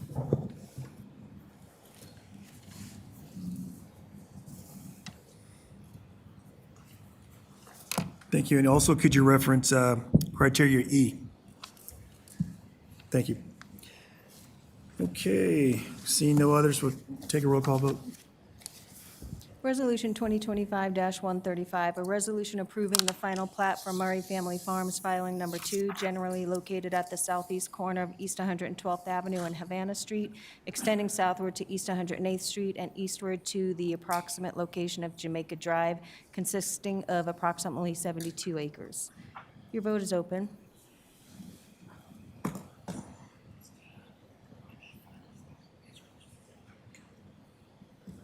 Okay, passed unanimously. We're going to take let's see, it's 7:32. We're going to take a 10-minute break before we proceed to the next hearing. Thank you.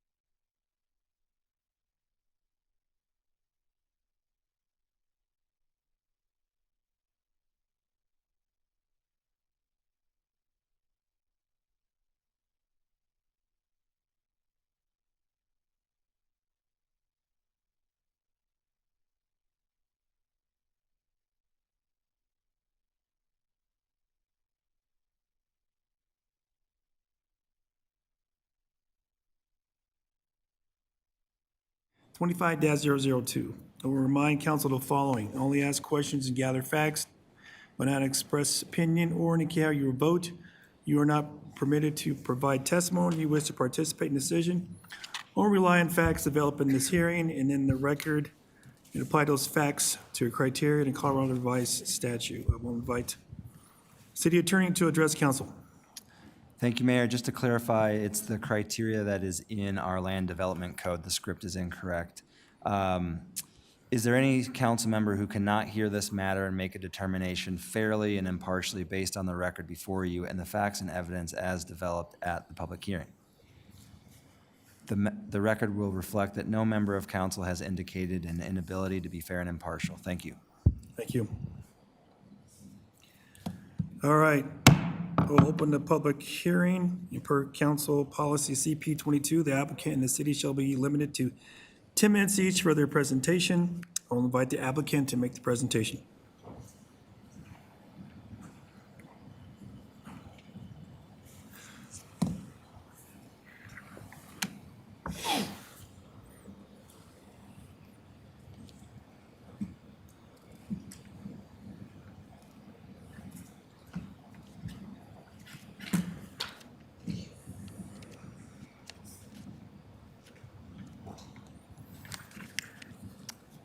Go ahead, sir. Hello, my name is Paul Shukas. I'm with PCS Group. Our address is 200 Calumet Street in Denver, Colorado. So I'm here tonight to present a comprehensive plan amendment for the villages at Buffalo Run East. My goal is to keep things straightforward and in the time remaining walk through how this application relates to a future PUD amendment and a conceptual site plan, all in an attempt to be fully transparent with the intent of our application this evening. So PCS is assisting with the entitlement portion of the project. Tonight with me is Ryan Teeter with Local Homes, who will plan to be the builder for the residential portion of this project, should we reach that stage if we move forward this evening with you all. Local is a Colorado builder founded in 2012. They were headquartered in Greenwood Village, Colorado. They build single-family detached and attached homes all across the Front Range. They are familiar with Commerce City and have built much of the nearby residential development in and around Buffalo Run, as you can see here. So before I get started, I just want to thank city staff, including Nick Berry, for guiding us through this process. Also, Jason Rogers, Garrett Anderson, and Brian Fetaplace have been working collaboratively with the landowner on this site, specifically on the commercial corner of 120th and Chambers to attract a sit-down restaurant. They've been working together in, a quasi-public partnership, private partnership, both through tax incentives and land incentives to try to execute this vision. So we hosted a neighborhood meeting on October 9th and heard a lot of feedback. That mostly related, though, to architecture, parking, and traffic. But that input has helped inform our thinking as we evaluate this comp plan amendment and how it could translate into the next steps of a PUD amendment or a site plan. So I just want to highlight where our site is and what's surrounds it. To the south and to the east are Highlands at Buffalo Run, which are single-family detached homes, and a villa at Buffalo Run, which are single-family for-rent homes. To the north and to the west, the property is bordered by a self-storage facility and a 7-Eleven with gas. Directly across 120th, there's a Shell gas station, a vet, and Santiago's restaurant. So overall, this is very much an infill site surrounded by both commercial and residential uses.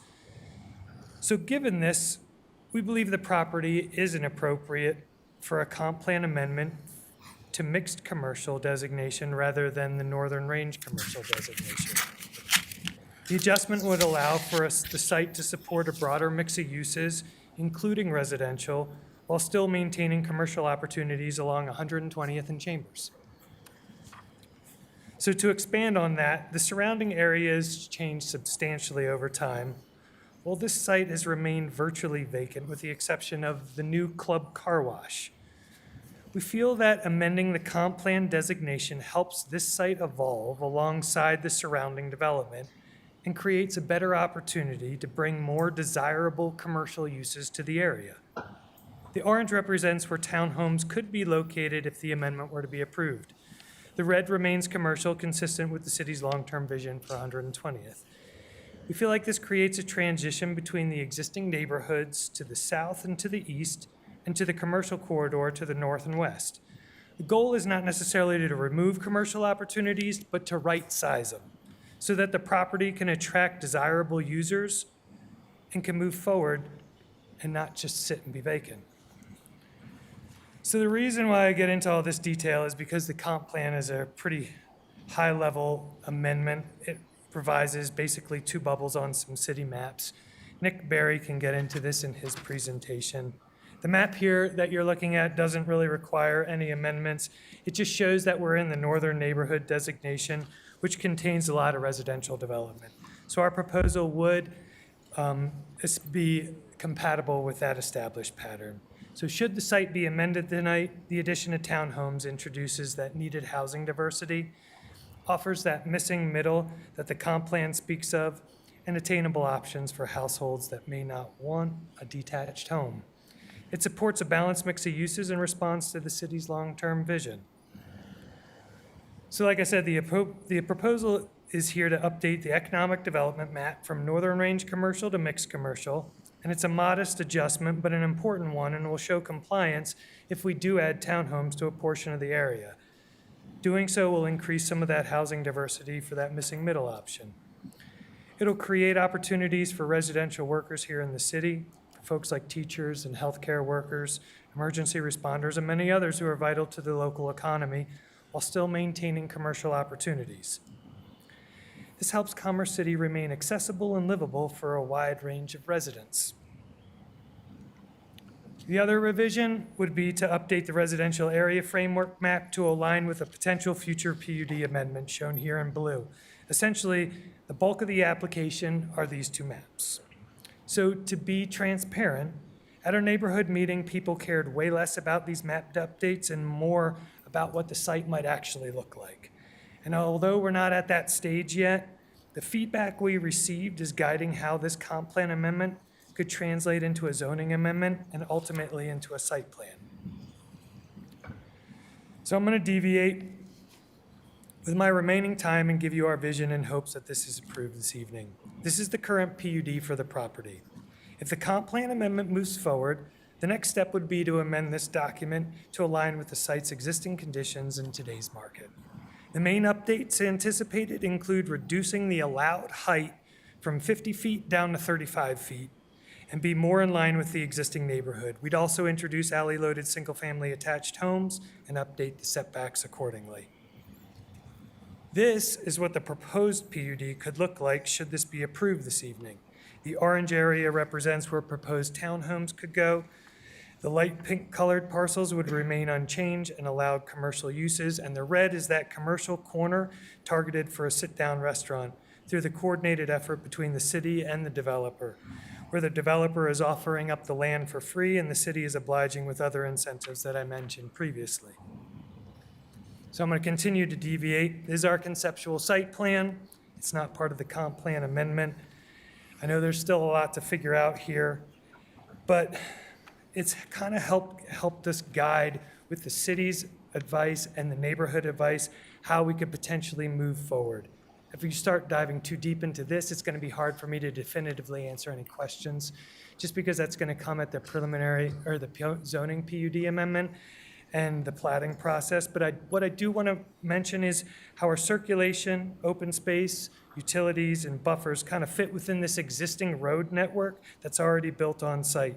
And we've already started incorporating neighborhood feedback for parking concerns by identifying areas where spaces can be added, shown in those circles on the plan.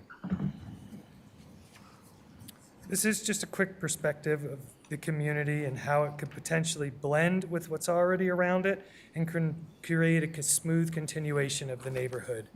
Incorporating townhomes into this mix strengthens the area and provides an option that requires less maintenance than a detached home. They offer attainable home ownership for opportunities for residents who may not need a larger single-family house.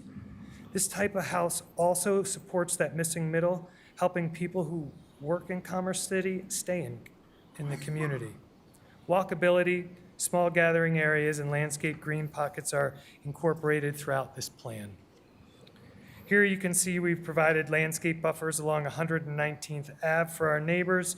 Front entries face the street and green spaces along Jasper that create a soft edge to the villa next door.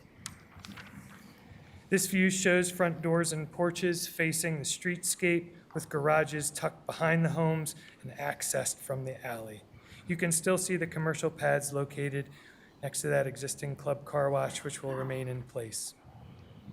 All right, so to come full circle back to the application at hand, we do believe that the proposal is consistent with the intent of the comprehensive plan and the city's land development code because it does respond to the current social and economic conditions. It introduces needed housing diversity and strengthens opportunities for quality commercial development on the site.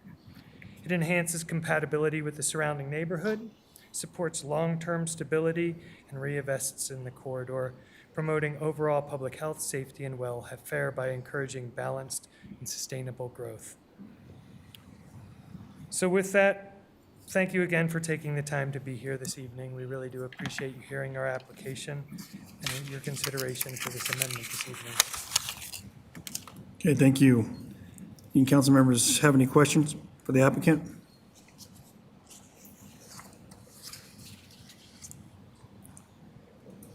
I have a question. I know there was some comments that were submitted. And, you know, what I see this as far as a traffic study is, will there be a light installed at 120th and Jasper because you have the Ville apartments? That's heavily used. People right now are parking as they exit the area to the west. I can't think what that street is behind the next street over, but they're parking along the street there as you exit, and the same thing as you leave.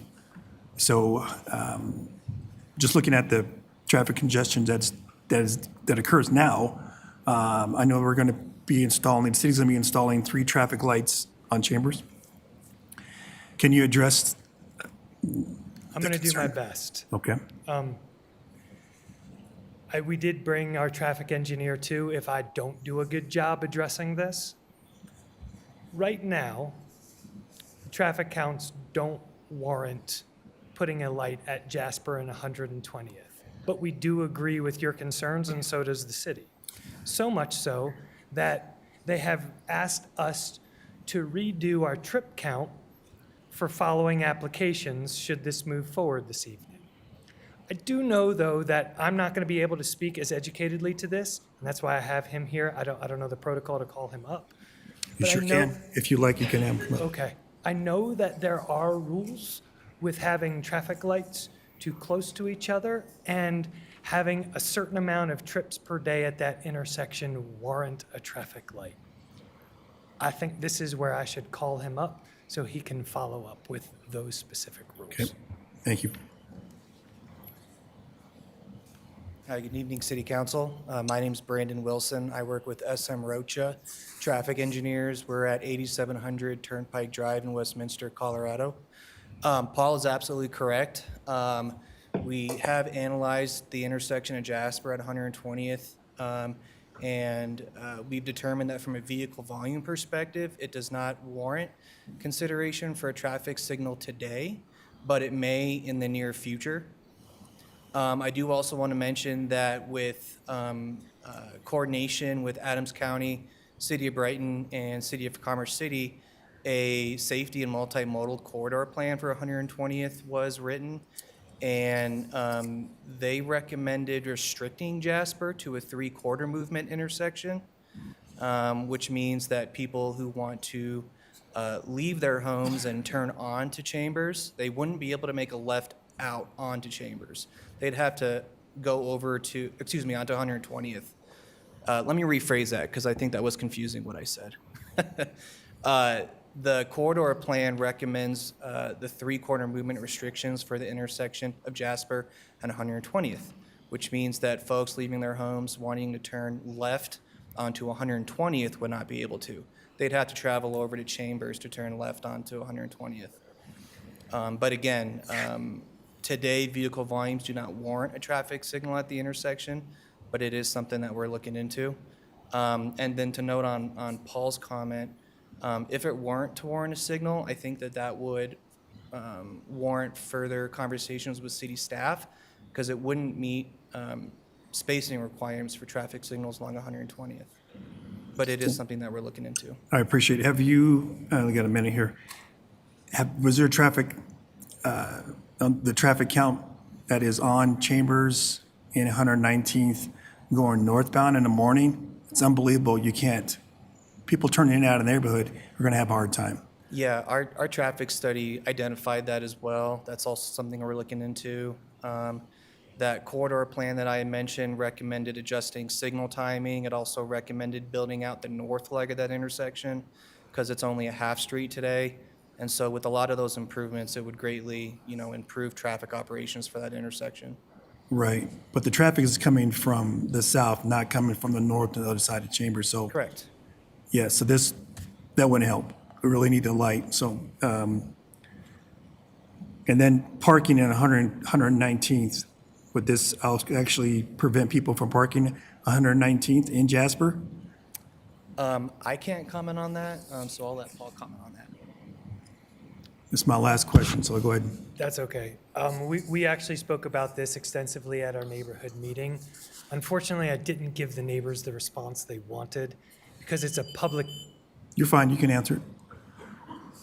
because it's a public street. It's really difficult to prohibit people from parking on it.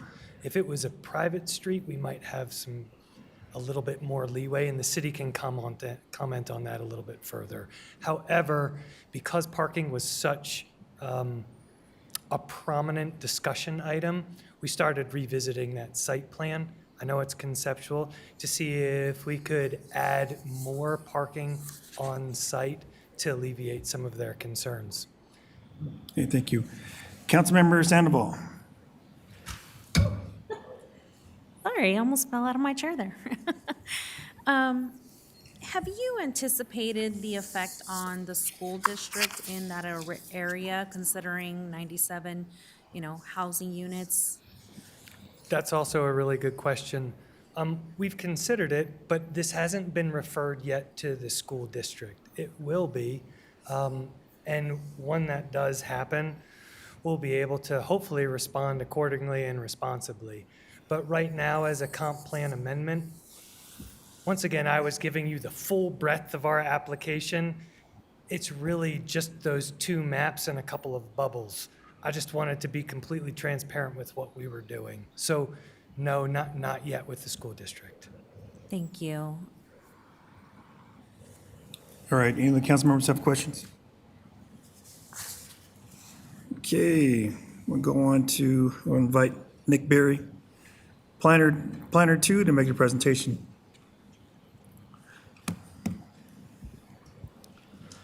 Good evening, Council. Before you this evening is a land use plan amendment associated with the Villages of Buffalo Run, case number LUP 25-0002. Local Homes, the applicant is requesting to amend two maps within the comprehensive plan, the Economic Development Framework Map and the Residential Area Framework Map. The applicant requests these amendments to the comprehensive plan to allow a mixed development, a horizontal mixed-use development of commercial and residential. Aerial of the site here, they kind of went over this and what the context of the development is, so I won't add too much there. So what is a land use amendment? Well, it's a comprehensive plan amendment ultimately.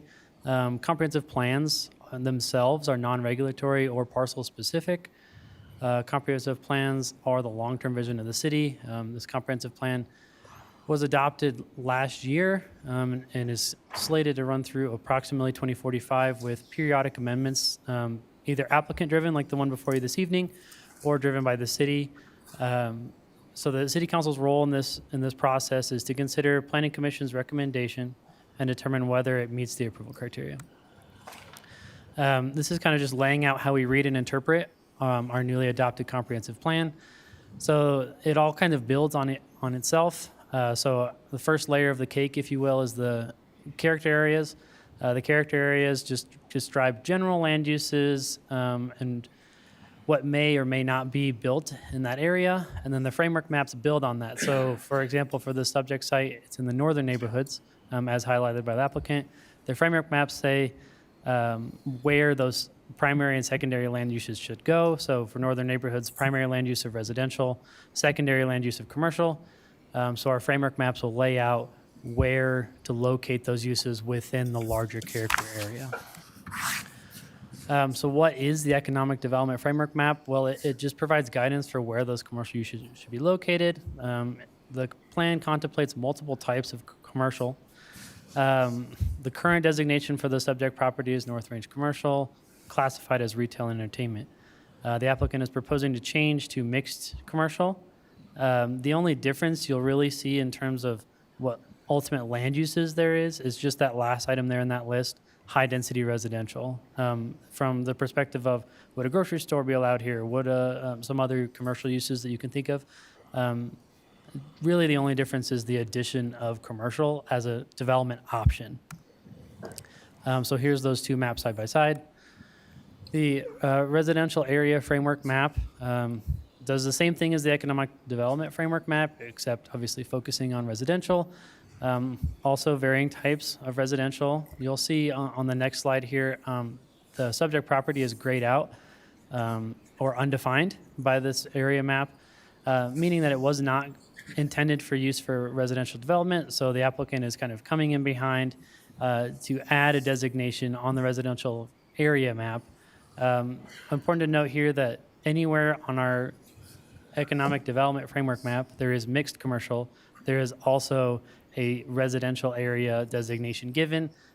For majority of the North Range, it's greenfield development. So you'll see here, I just want to highlight too, at the direction of city staff, the applicant is restricting that greenfield development designation to the limits of their townhome development and leaving the remaining portion for commercial development to kind of protect against future amendments or zoning changes. So how does this application be supported by the comprehensive plan itself? So there's multiple chapters throughout the comprehensive plan. Character areas, housing neighborhoods, commerce and employment are those chapters. There's multiple goals and objectives laid out within those chapters. So for character areas, it talks about locating multifamily residential near arterial roadways and having a mix of land uses. Housing in neighborhoods kind of builds off of this by talking about how they want to see a more transition between the existing established residential and new development, specifically commercial or industrial development. In this case, we're talking about commercial development and wanting to have more of a mix of housing options. The comprehensive plan refers to the housing needs assessment that was conducted in 2018, which identified that approximately 76% of all housing options in the North Range are single-family detached. This application is proposing townhomes, so it's something that's not predominant in the North Range to provide a different option for residents.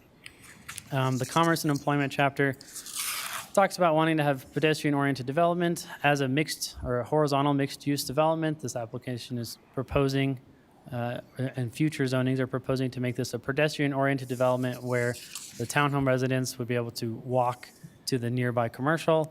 And then because of the symbiotic relationship between residential development and commercial development, having more residents in the area will help promote a healthy local economy.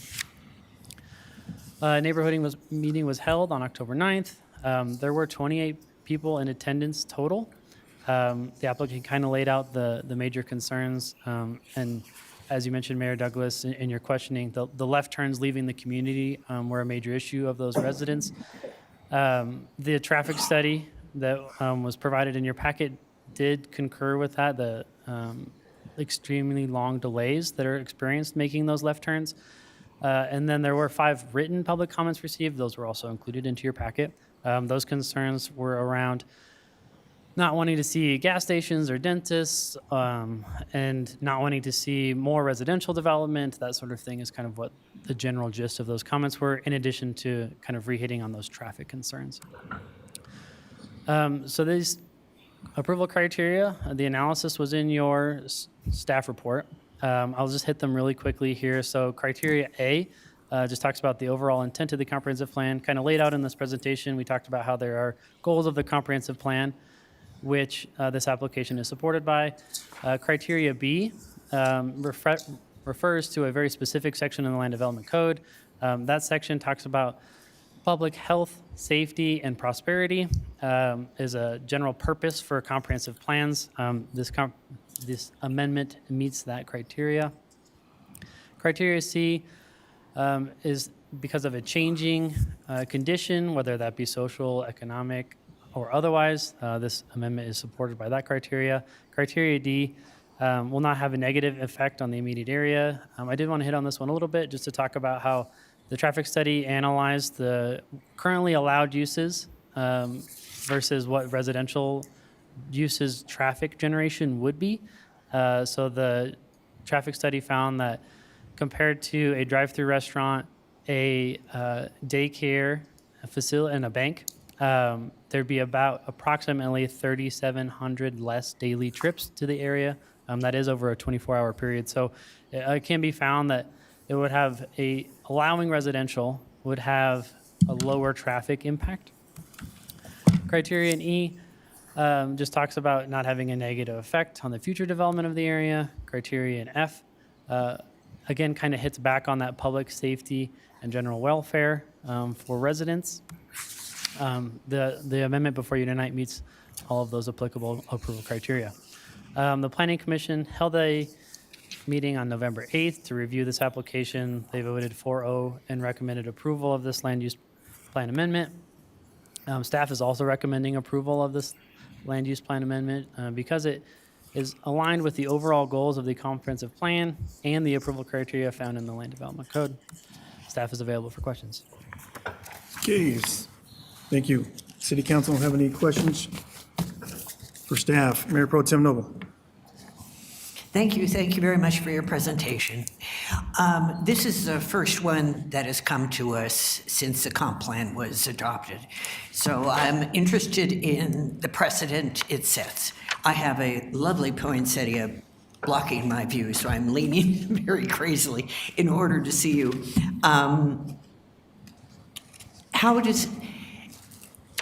We already approved something, so what does it mean when we go back and change it? Thank you for the question. So as I mentioned, comprehensive plans are adopted, but as you kind of saw in the approval criteria, there's a changing condition, and whether it be, economic, social, or even city-driven that we wanted to respond to. So although it's set to run through 2045 as a plan, it'll be amended several times between now and then. This is the first such instance, as you mentioned. And so it's kind of a normal process of having these comprehensive plans is that we set a long-term vision and the vision kind of changes, right? Depending on what conditions exist. The commercial land, as it is currently laid out, once part of it is gone, it's gone. It becomes residential, and you no longer have that commercial. There's no longer an opportunity for restaurants and so forth on that property, correct? Yeah, you're kind of hitting on what's coming down the road. So before you this evening is just adding that residential as an option for development. Obviously, this zoning decisions are based on what's in the comprehensive plan. So the applicant kind of showed the PUD amendment that they're putting together. And so the decision on that PUD amendment would be supported by any changes made this evening to the comprehensive plan, which is why this is their step one in the process. So as far as what could be developed, if residential were to be developed, it is very difficult to convert back into commercial land, to your question. So it's kind of putting the cart before the horse in the sense to say that commercial is for sure happening here. Obviously, there's still several decisions to come weighed in by you all at the PUD amendment stage, preliminary plat stage, things that will come before you to help weigh in on that decision. I guess before you this evening is just saying, should residential be an option here or not? All right, the implication from your comment is that there might not be any commercial at all, that if it's mixed commercial, it could be only residential also. Correct. So that's why city staff had directed the applicant on that residential area map to restrict it to the limits of their townhome proposal to protect that future commercial L. And I'll kind of flip back to that real quick, just so we can have it up to see. So it's If we're not to consider that, though, I'm sorry to interrupt, if we're not to consider what the plan is, then what are we deciding? We're saying it could either be all commercial, it could be all residential, or it could be commercial and residential. But if we approve this, we allow all three options to exist. All commercial, all residential, or some commercial, some residential. ultimately, yes, you're correct. By changing the designation from North Range Commercial, which is strictly commercial, to mixed commercial, you would be potentially allowing all three. I see my boss is here, so I'll let him speak to some of this. To add to Nick's answer, so the zoning will determine the eventual uses, and this is a step in that process. So when zoning comes, a rezoning of the property comes before you, one of the basic questions to be, one of the basic review criteria is, does it meet the comprehensive plan? And so the applicant is trying to amend the comprehensive plan for a future rezoning request, so that when they come back to you, the answer to that criteria, if it were approved tonight, would be yes, this is consistent with the comprehensive plan. Okay, so we could make a determination during the rezoning process about traffic and parking and so on. Yes. Thank you. Thank you. Any other council members have questions? I think you have a question, same question about me in the city and the light at Jasper and 120th. Now, note Keene Supers, very busy parking lot and all, correct? There is a light at, I call it 104th Avenue and 104th. And then you also have going to be a temporary light at 105th and Chambers. So there's going to be, signalization on two outlets that's going to affect traffic going north on Chambers. And then we have traffic right now out of the area where we have restaurants and other apartments in the area, which really helps. The timing on traffic lights are, when you get it there, you don't have to wait that long. So they're pretty much timed pretty good. But what is the consideration on the city side as far as the traffic light at 120th and Jasper?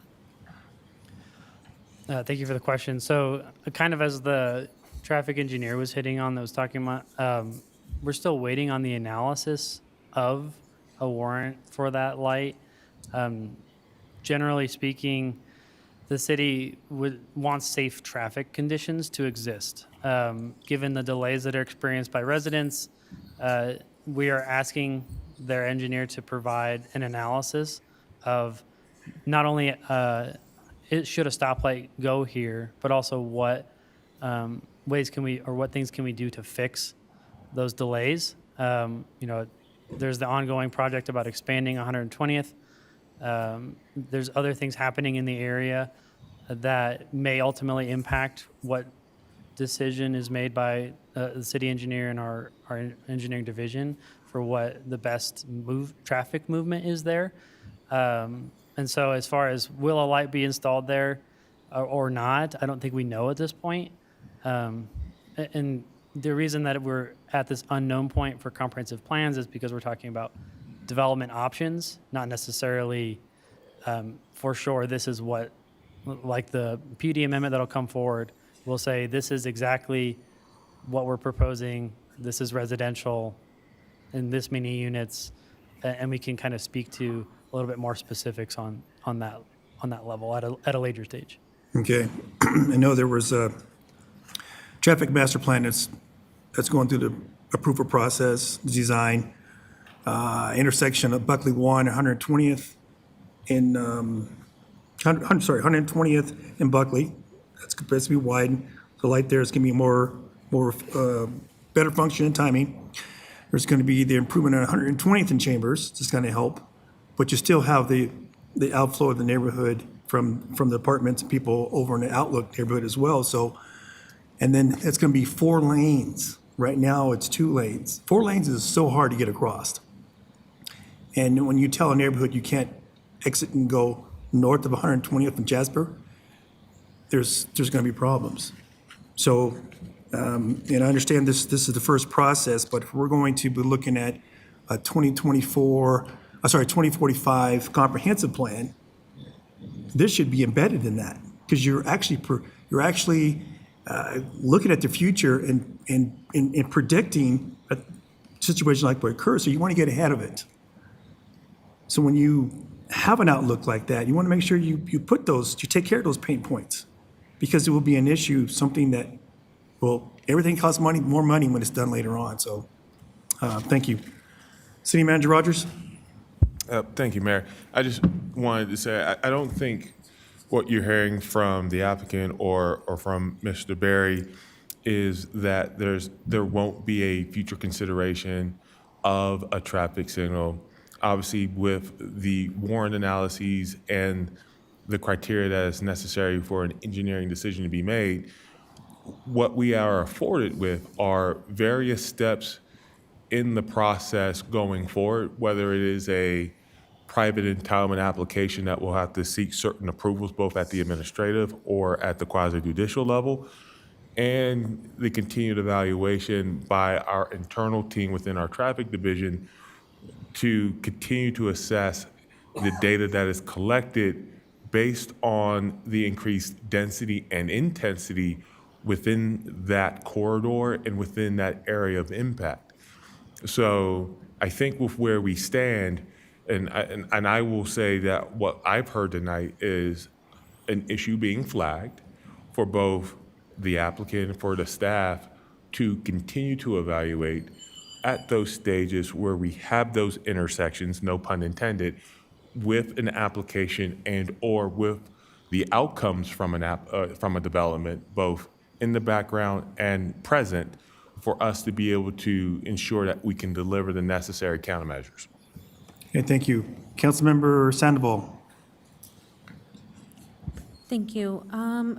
On the Good Neighbor meeting that was held in October 9th, I see one of the questions that was asked was the inquiring of the Metro District and whether it would be paying for the expansion. Can you explain a little bit about what the response on that was? Thank you for the question. Yeah, so the Metro District is in partnership with the city for that project. I think the discussion went something along the lines of that ultimately at the end of the conclusion of the project, property taxes would be going down. And I believe a representative from the Metro District is here this evening if we wanted to pose that question to them.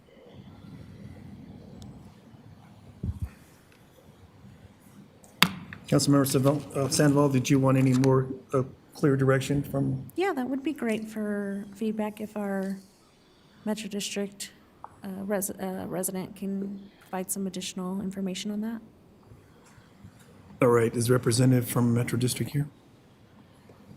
Mayor, I do not believe the Metro District is represented here tonight. Okay. That is a party to the agreement between the city and itself on the widening of 120th to further on what Mr. Berry is speaking about. Yes, there is an intergovernmental agreement. That is an agreement between any public or quasi-public entity engaging in activities that are reliant upon either a funding source or a direct collaboration in the construction of certain infrastructure and facilities. With the 120th widening, the city has appropriated approximately $5.7 to $6.1 million to help fund that widening from Chambers to Buckley Road, or Buckley on the north side of 120, or in High Plains Parkway to the south. As it pertains to the benefits, with a reduction of collection of mills and/or mill levy on that district, I can't speak to that. But the partnership in which we've engaged with the Buffalo Ridge Metro District dates back to around 2021, is now under construction. Okay. Councilmember Dukes. Thank you, Mayor. Mr. Berry, thank you for the presentation. And so I'm going to bring us back to what I'm hearing. The goal of this review is for tonight is to look at a comprehensive plan and ask for an amendment to the comp plan from commercial only to mixed residential. Is that correct? Correct. And in my understanding, with looking at the criteria through staff review as well as the planning commission, looking at this first step in the process, there was no objections. We met the criteria from staff review. Correct. And then it was a 4-0 planning commission review approval as well, correct? A recommendation. Correct. And another thing I'm hearing is that with this process, this is the first step that's going to kick off a series of studies, reviews, conversations, and is that correct? Is that correct? You are correct. So the second step would be the PUD amendment, the conversation about the rezoning, which has to meet the criteria, which part of that is making sure we have enough commercial and green space, right? Is that correct? Correct. The other thing that I'm hearing, which you noted as well as the applicant, is that there has been community meetings, and in those community meetings, they were helping inform future decisions, whether zoning or PUD amendments. Is that correct? That is correct. And can you explain a little bit why that's important for future? We're not looking at approving that, but why is taking input now important for an applicant and for us to understand, like as they think through rezoning or PUD changes? Why is that important to include that conversation? Yeah, thank you for the question. So comprehensive plan, this comprehensive plan, the 2045 one, involved a lot of public input in the drafting of that document. I think 36,000 touch points. Sorry, go ahead. Approximately, yeah. Thank you for the data. Yeah, so for this application, we felt as though it was justified to require them to have similar public input. So we increased our mailing radius from 500 feet to 1,000 feet to make sure that we casted a wider net for that public meeting, which I think is why you saw the attendance numbers where you did. That 28 is higher than what we typically see. And then building that into the application is important to understand what the existing conditions are. Obviously, city staff can conduct their analysis based on the data that's given to us. And one of those data points is public input and what issues exist. So in order to inform, where parking should be, what kind of screening or transitioning will need to be done along the public streets. So all that's baked in based on the public input. So that way they're ultimately the ones that have to live there, not the developer, right? So we want to make sure that it's something that the community has input on and can impact what their living conditions will be should this move forward. And that conversation will continue to move on. Like we'll have another outreach for PUD discussion. Is that correct? Or community engagement? In this instance, since they have both applications on file with the city, the applicant, kind of similar to how they did their presentation this evening, kind of tag team to the comp plan amendment and the PUD amendment at the same time. Also coming down the pike, a new requirement of the city is the preliminary plat process, which was not included into that meeting. So there may be an opportunity for a neighborhood meeting related to the preliminary plat process. Okay. So yeah, there will be, and then obviously engagement opportunities here to come speak before you all on Just public comment and that nature. Correct. And so why is it important? So I guess process-wise, approving this or looking to approve reviewing it, this kicks off the opportunity to have more detailed discussion on the next phases. Is that correct? Correct. We will get more data as we go. And that Correct. includes traffic studies? So the traffic study that was included to your packet is a first draft, if you will. So we provided comments to them, and they'll respond to those. We'll get an approved traffic study before you all see the PUD amendment. And I love something you said earlier about it's important for us as a city to make sure we have safe traffic and safe intersections, right? And did I hear you say that earlier? Correct, correct. And so that's why that's going to be important to have an approved traffic, so revisit it with the new projected plans in the future, right? Correct. But when does that come in the future? Is that around the PUD or is that preliminary plat? The traffic study? Yeah, the more current one. So we'll want an approved traffic study by city staff to be included into the PUD amendment packet. Okay, thank you.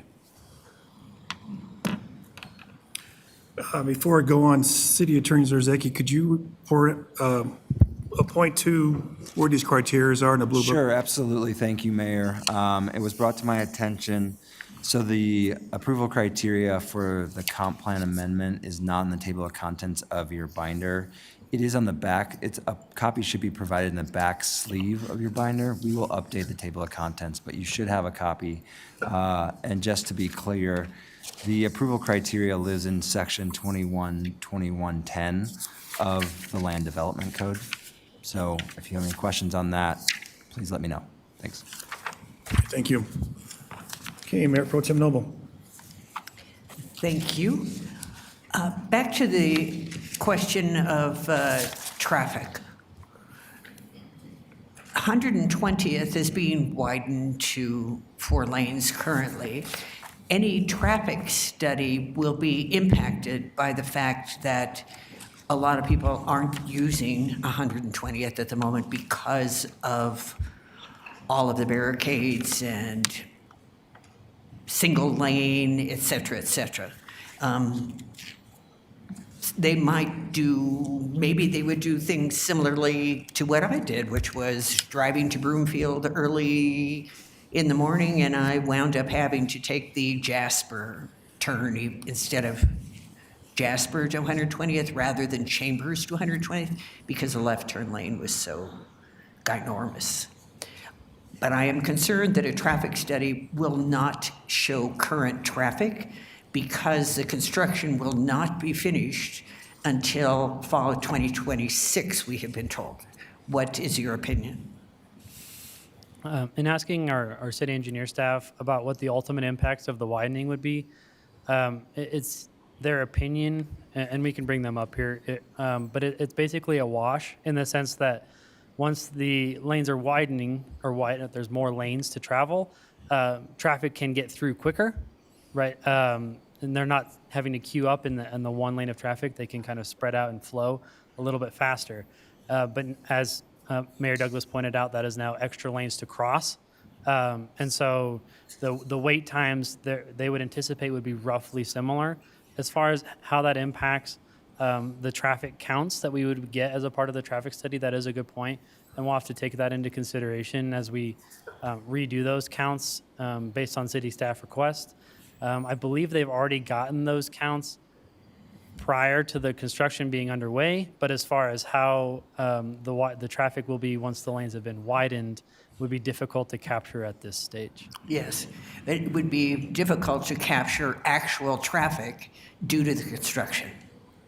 Correct. Well, and to your point too about once it's the ultimate configuration, what will the traffic be and who chooses to travel that way and to go to various school or work would be probably coming ahead. The PUD would be coming ahead of when that would be completed is the expectation. So how we build that in, it would be difficult. Something to keep in mind. Thank you. Any other questions? One more question here. You know, we had to go through 3 school approvals before the city decided that there needs to be a setback of the road based on future parking for the schools pick up and drop off of the elementary schools, middle schools. And now we have a new high school being built. So my question is, with this being a combination proposed combination of residential and commercial pads, is there a consideration of maybe widening 109th to accommodate additional traffic in parking? Just to clarify, you're talking about widening 119th on Yes. the southern boundary. I don't believe that that's been considered at this point because it meets the city standards for local roadways, and it's not considered, the classification of the roadway wouldn't necessarily change based on this development. And kind of as I highlighted, the traffic counts would ultimately be coming down from what the commercial development would have looked like. So I don't think there's been any conversations about expanding 119th. Okay, thank you. All right, City Clerk. We'll now invite the public to provide testimony and ask the City Clerk, has anyone signed up remotely or in person to testify? Yes, we have 2 in-person people signed up to testify and no virtual speakers. Okay, thank you. All right, I will invite the public to provide testimony. Oh, sorry. We welcome your comments and your input to ensure efficient hearing. All persons are required to observe the following. Each person desired to speak must have registered with the city clerk. When you are recognized to speak, please approach the podium and state your name, address for the record, and state whether you support or oppose the case before providing testimony. All comments and testimony shall be made from the podium, and no comments or testimony should be present from the audience. Comments and testimonies are directed to the mayor and the city council. Dialogue inquiries to the members of the staff or the seated audience is not permitted. Inquiries that require city response will be referred to the staff by the mayor. It is our desire to hear all relevant testimony on this topic in a timely manner and within the atmosphere of respect. Our procedures are designed to ensure that that occurs. All public comments shall be limited to 3 minutes. Thank you for your cooperation. We look forward to hearing your comments. I will now ask the clerk to call on those registered to speak. Our first speaker will be Carl Zimmerman. Carl, when you come up to the podium, please state your name and whether you are in support or against this ordinance. Hi, my name is Carl Zimmerman. I'm a member of the PRG Commission. Many of you know me. 4 of you are new. I look forward to getting to know you in the coming years. I'm neither for nor against this, although I'm leaning toward. I wanted to point out, basically I'm here to maybe plant some seeds so that you've got some discussion points in the future. The first part of your packet that I want to draw your attention to is the minutes from the commission meeting, from the Planning Commission's meeting on November 18th. If you read those minutes, you'll notice that 2 commission members took some issue with converting this from all commercial to mixed use. But then when it went to vote, they were 4-0. There were 4 commission members present. They've all voted for it. As a member of the public, when I read the meeting minutes, I didn't know how they went from having concerns to voting for it. So this is something you'll hear from me more about in the future. But I do want to plant that seed with you, is that maybe we could get some more information in our minutes to indicate to the general public how they went from being concerned to voting for it. The next bit in your packet is the public comment. Brandy, I think it was Brandy Carlson, she wrote a long letter and she really hits a lot of points. So I'm here representing, not as a commission member, but I'm representing the villages at Buffalo Run Property Owners Association. I'm on that board. We annexed in a development that local did. You saw it in the map. It's in the southeast of 120th and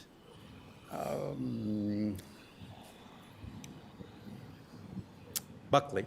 So if you look at that, I would encourage all of you to drive through the Avila neighborhood, which is just east of this this area that we're discussing tonight, and then drive through that local development, which is a combination of single family and townhomes just southeast of 120th and Buckley. The issue that we have on the HOA is that the garage space is limited in the townhomes, which is causing problems with people parking. It's causing conflict between neighbors. It's causing the trash cans to overflow against HOA policy into the alleyways, but everyone's doing it, so enforcement is effectively not possible. I've talked to Tommy P. from local. I spoke to him once about 2 months ago. He seems very agreeable. I think PCS has done a great job presenting this to you. I think they're pretty quick. What I'd like to ask is that the HOA be involved in the process with them. So before things come to you, let us talk to them, because we're the ones that get this. Another thing that I want to point out to you is, I get it, right? I think you've got a great opportunity here. You're talking about traffic. Let me plant this seed.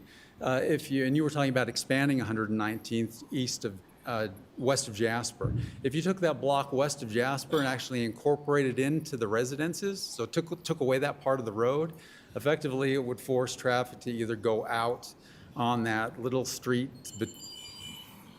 Thank you, sir. Appreciate your testimony.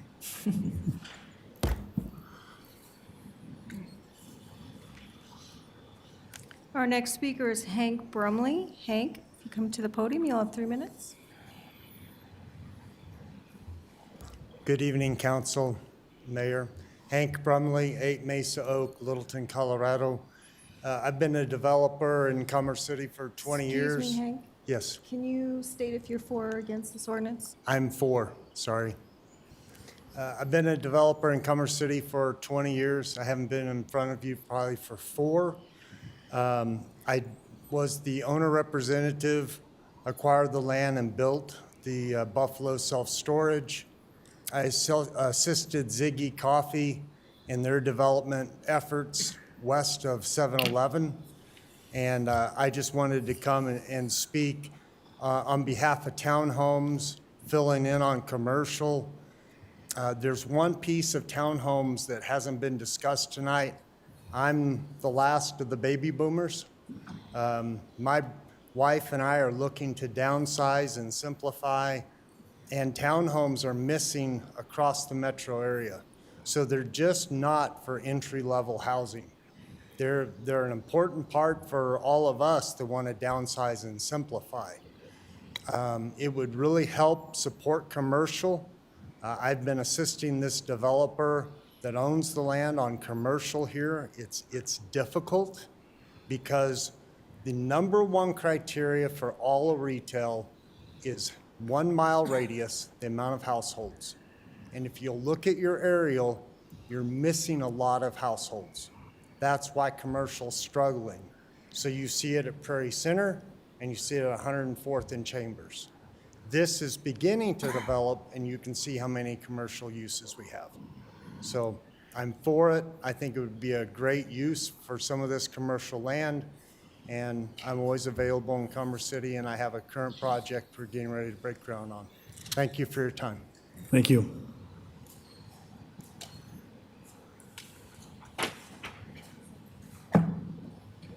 Concludes public testimony. Excuse me. So those are all who signed up? That's all I had signed up. Okay. So at this point, City Attorney Zarzeki could offer if there's anyone else who didn't, was able to sign up. Yes, Mayor, you may. Okay. If there is anyone else in the audience who would like to come up and testify, please raise your hand. Okay, coming forward, please state your name and address. Thank you.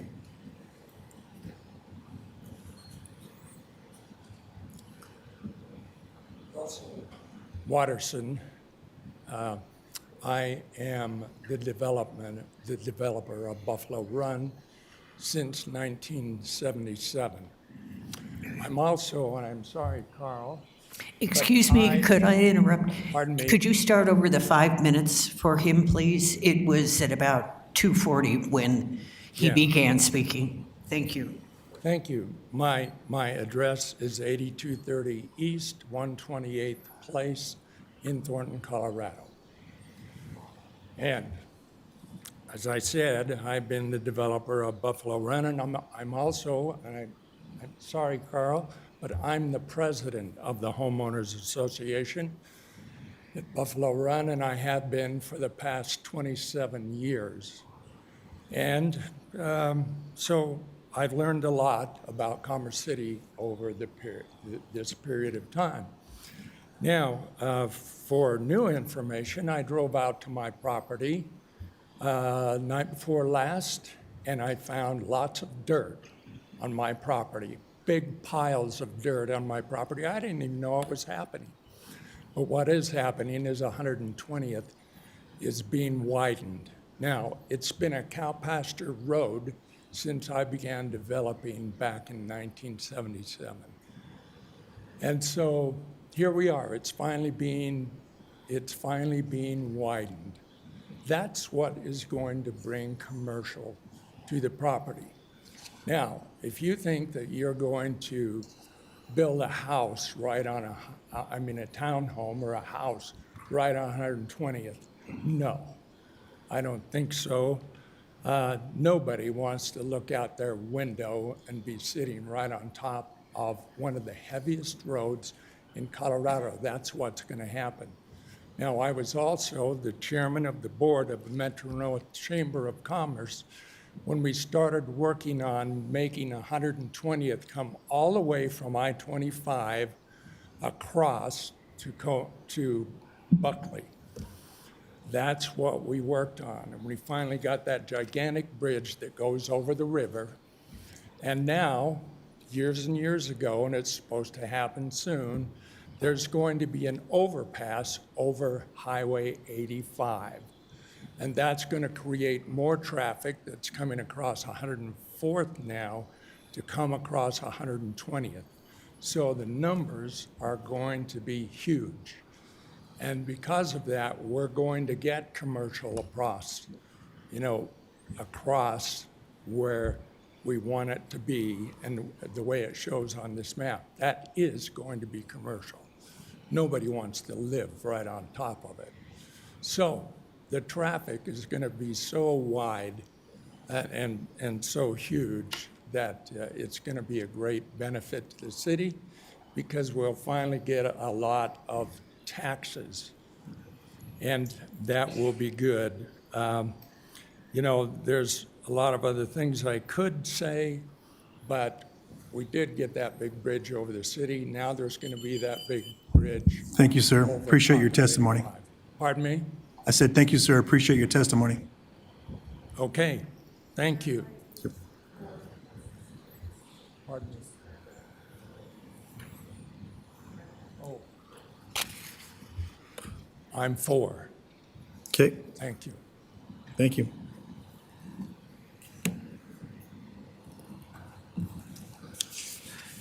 Okay. Seeing there's no time on the rebuttal for the applicant, but I'm going to give you 2 minutes. Applicant, would you want to rebuttal on anything you've heard?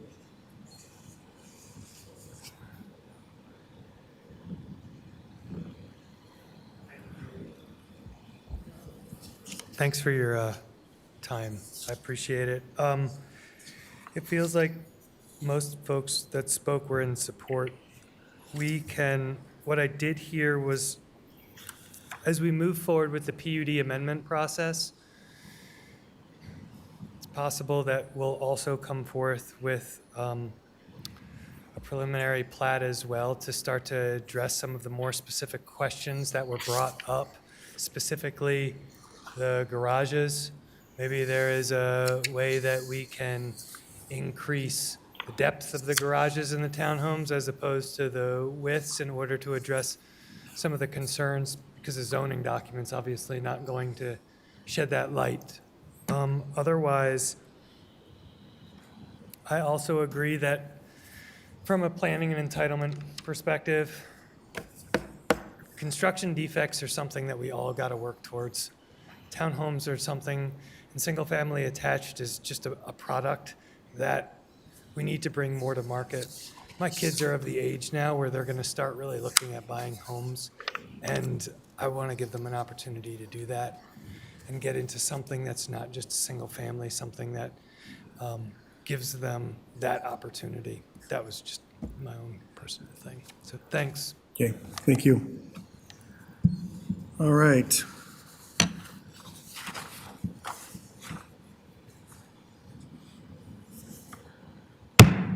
We'll now close the public hearing and ask City Council about making a motion.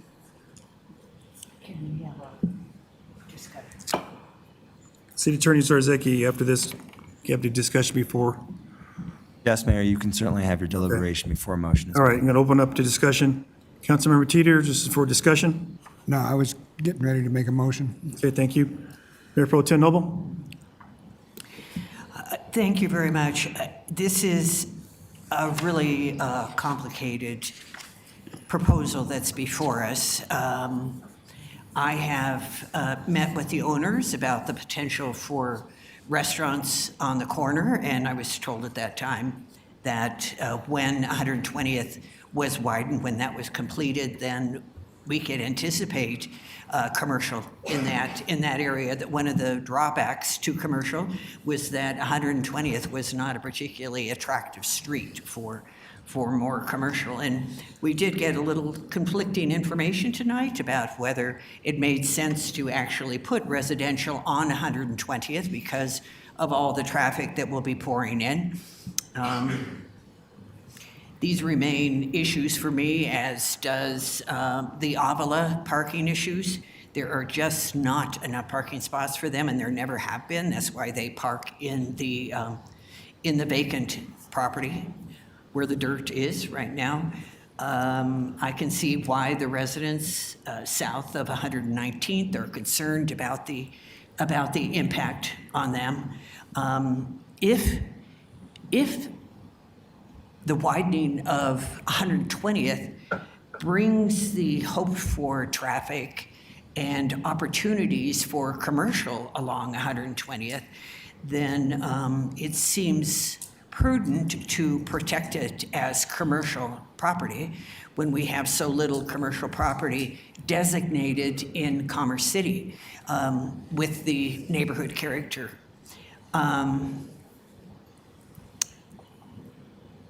I see the value also. There are townhomes to the south, at the south end of Buffalo Run on 112th. We do a lot of paired homes in Commerce City, so we do provide smaller downsizing units for folks as well. The issues that they're having in Buffalo Run sort of blend over, but I don't think that can have anything to do with this discussion at the moment, perhaps down the road. So I am keeping in mind that, yes, this is simply an amendment, but it is a very impactful amendment.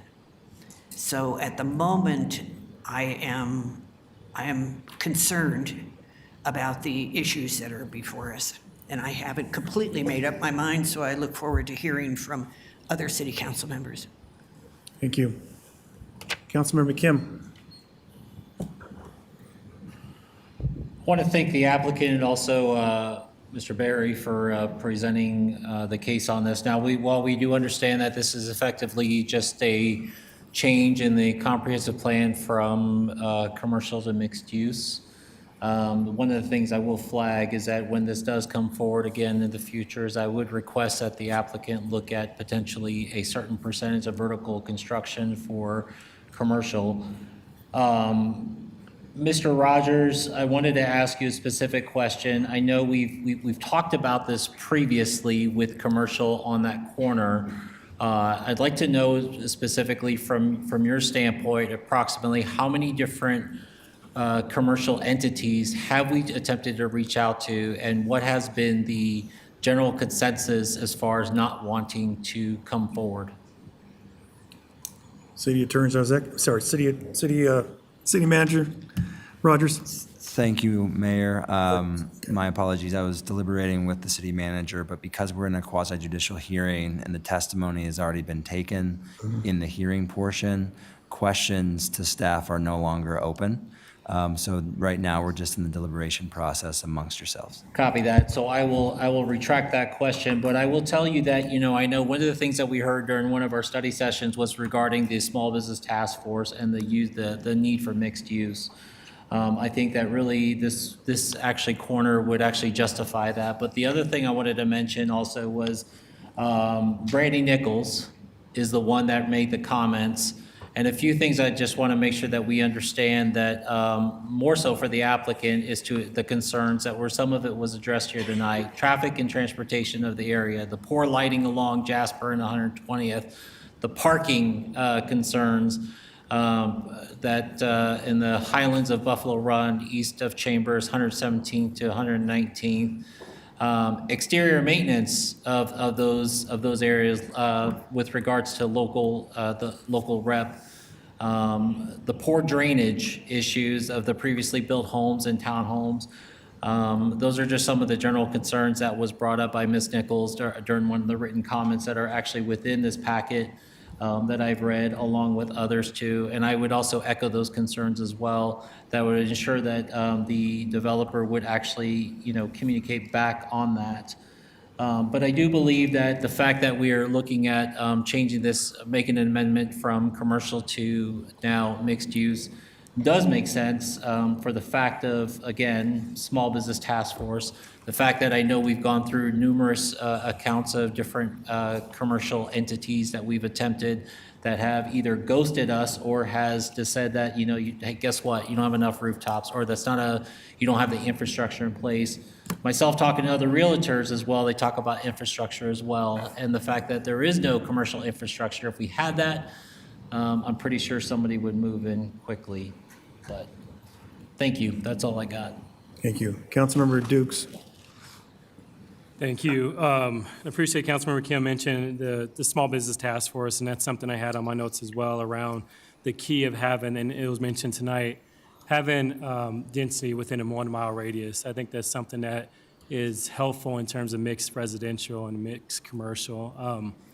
I do want to just reiterate some of the comments made within the public comment hearing and also within the neighborhood meetings around making sure as you move forward with the applicant, as they move forward, to really take into consideration the alleyways as well as the parking as much as possible. And I heard that a couple times tonight. I think you mentioned it at least 4 times that you're taking this feedback serious and going to be a part of the process, which we look forward to seeing that as a part of the process visually and as you submit your PUDs, et cetera.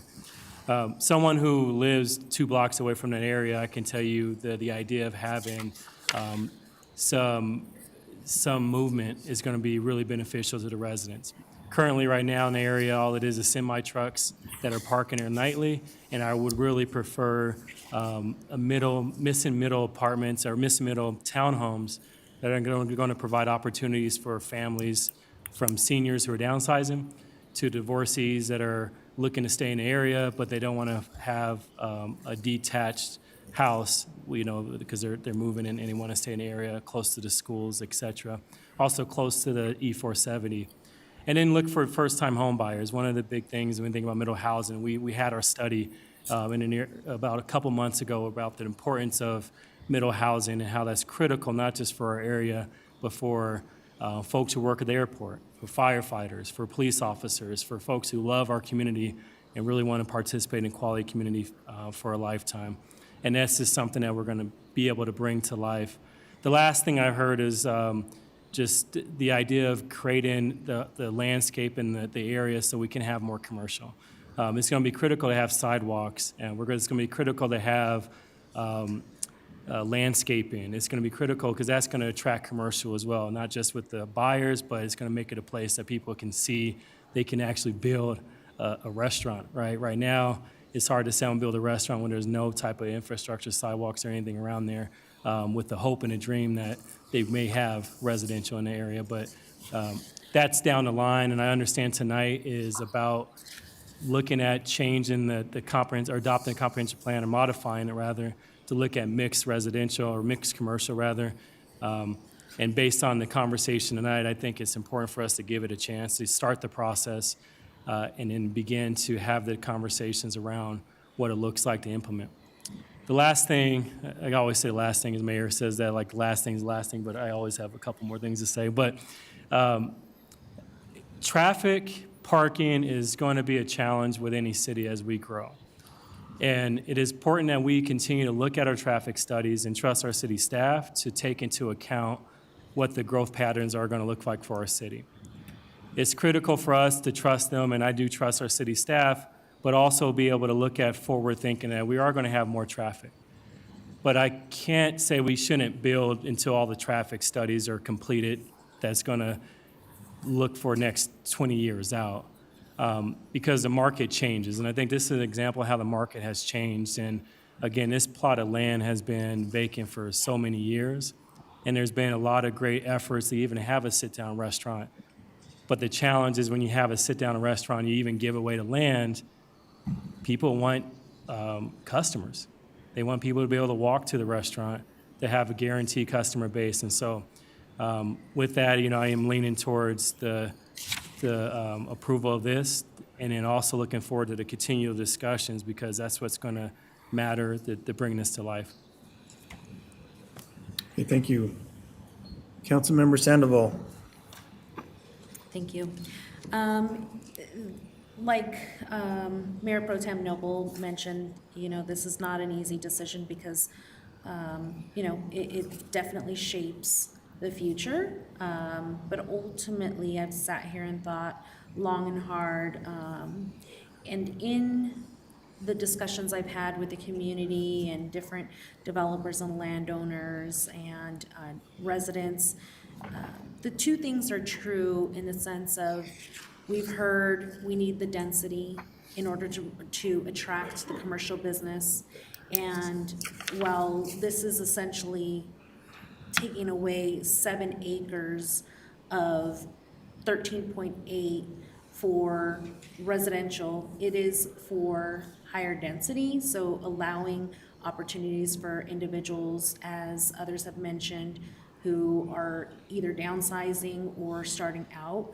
And so bringing that affordability option to individuals, and then in addition, attracting commercial opportunities into that space, as well as in the PUD, the Village area, just north of 120th Place, where the Santiago's is, as well as that gas station, because then they know that they have additional density, not just with the single-family homes in that area, but as well as the townhomes in that area.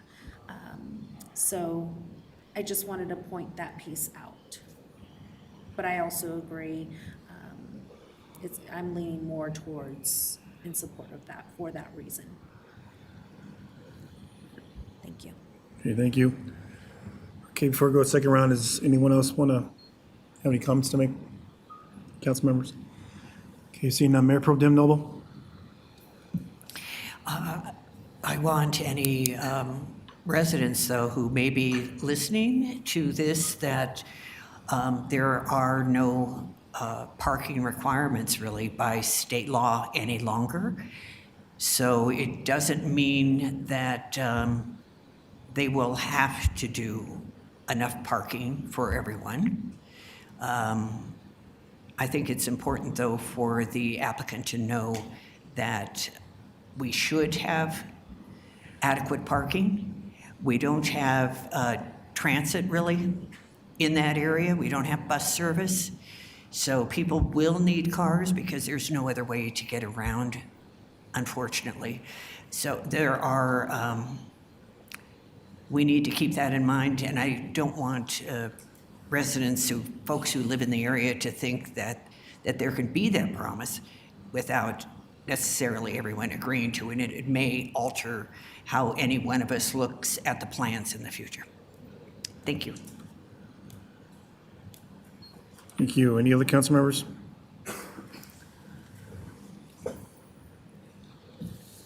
Yes, I also want to highlight, Councilmember Dukes, go ahead. No, go ahead.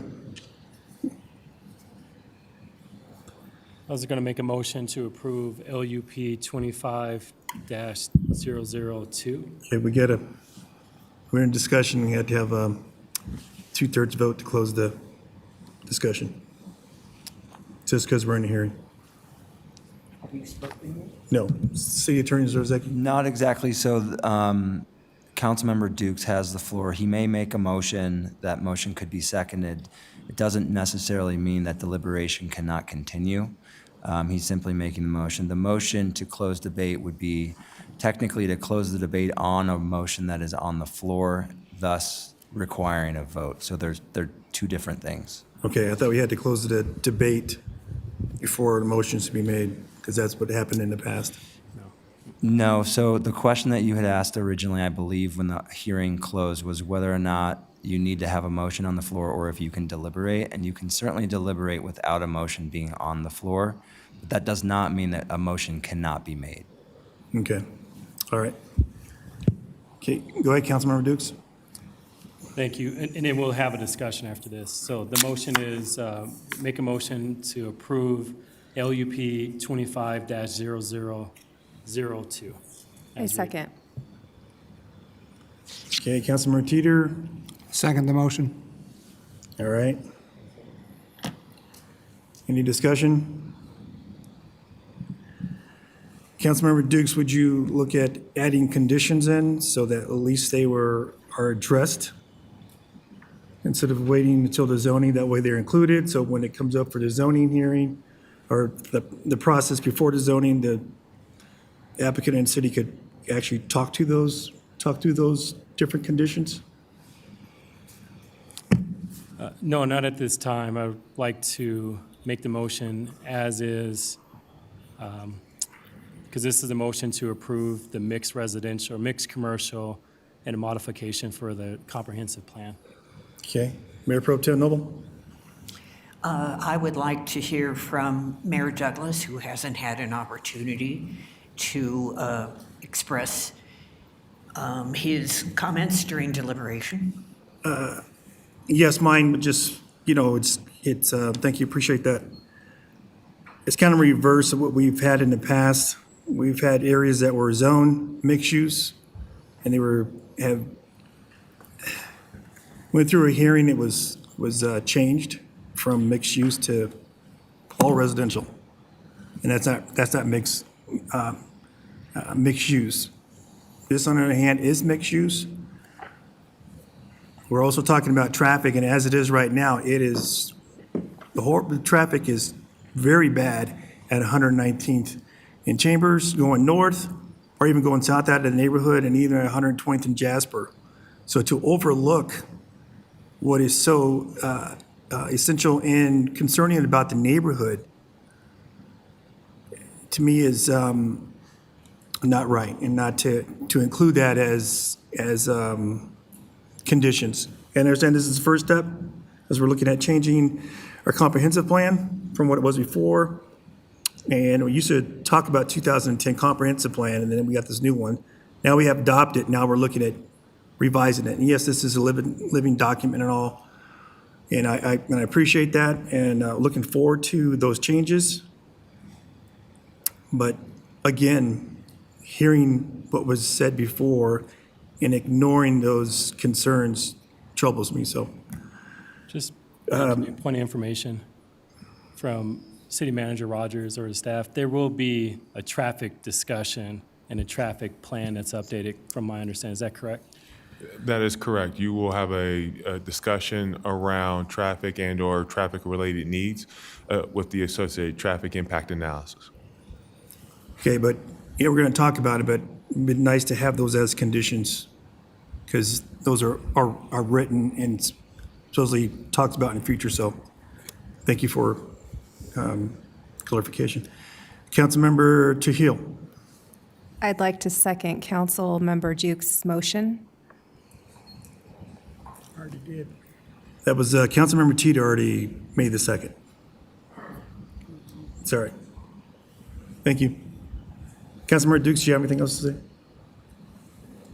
No, just a point of information, City Manager Rogers, would you explain the traffic study, why it's not necessary to have it as a condition at this point? So it is a requirement as part of any analysis with a rezone to understand the impacts, what is required then to mitigate said impacts associated with that rezone application. But I think simply put, it is required with the submission of an application at that time. And just follow-up question to that, when it's required and we look at what is our threshold for safety when we look at traffic studies? So the traffic impact analysis, broadly speaking, is going to look at your existing conditions, which is your ambient or your background conditions of what is already in the environment, is going to be looking at what is the background plus project, so including the development as proposed. And then it will then have a layering effect of looking at other improvements, such as the widening, such as other improvements that would be foreseen during a foreseeable point. And it would use the various policies and criteria that is outlined within the city, so our traffic calming policies and others, to help inform what would be required to, like I said, mitigate the impacts that would be determined or delivered by that project.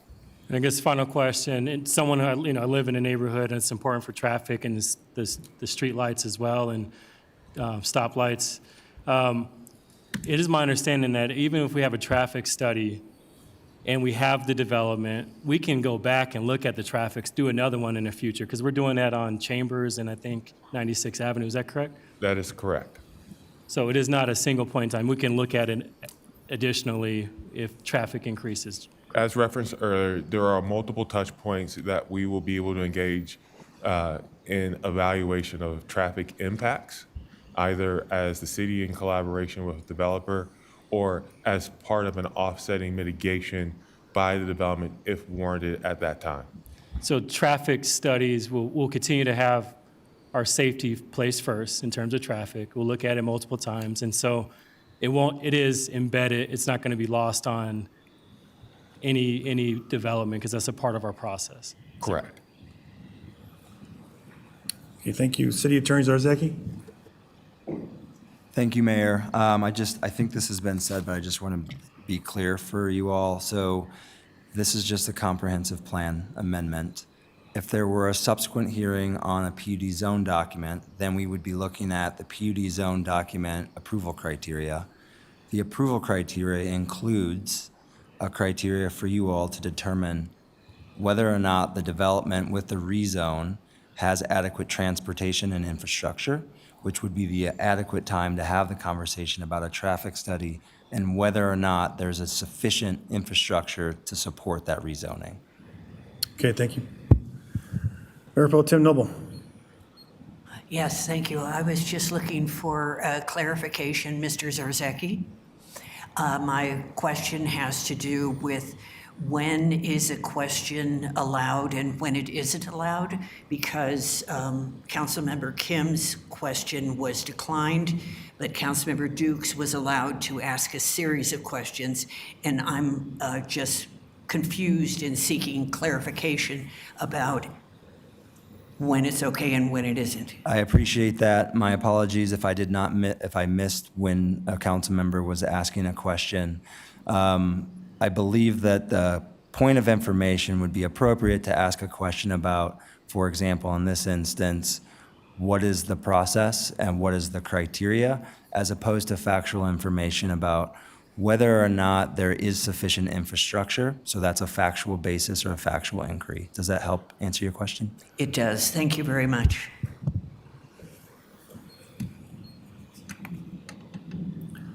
Okay, seeing no other questions, we're going to call for the vote.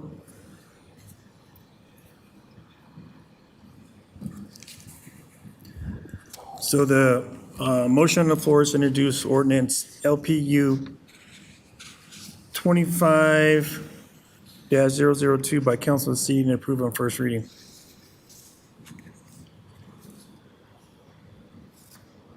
Ordinance LUP 25-0002, an ordinance amending the Commerce City 2045 Comprehensive Plans Economic Development Framework Map and Residential Framework Map for the property generally located at the southeast corner of East 120th Avenue and Chambers Road. Your vote is open.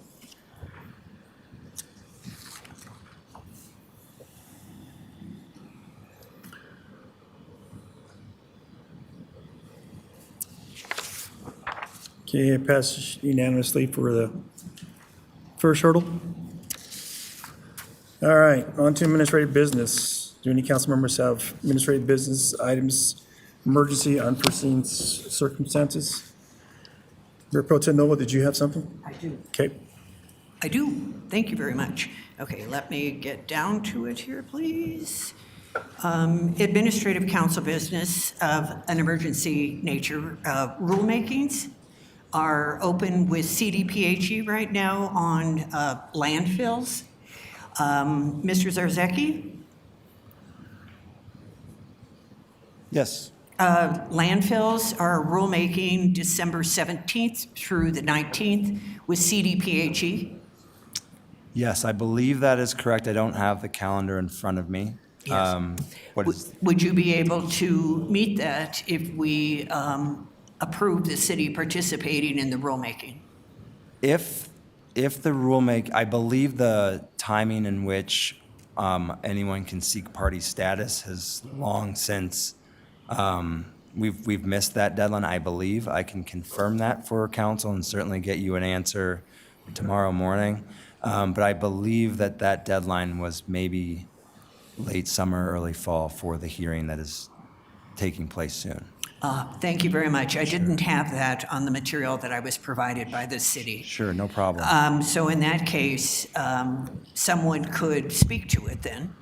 I believe so, yes. I believe there's a separate public comment period, and the city could submit a public comment or have someone representative of the city with city council's approval to go speak on behalf of the city's position.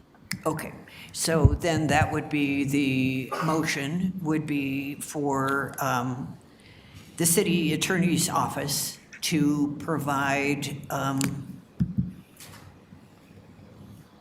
testimony for rulemaking regarding landfills for December 17th through 19th.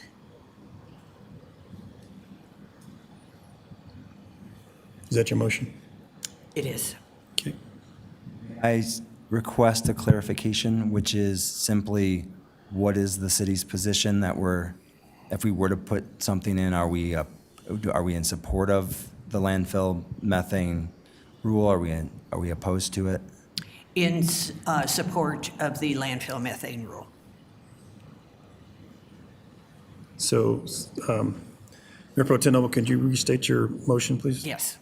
So it would be for the city attorney's office to provide testimony for the landfill rulemaking, December 17th through 19th, in favor of the proposed methane rule. Okay. I'll second that. Councilmember Dukes?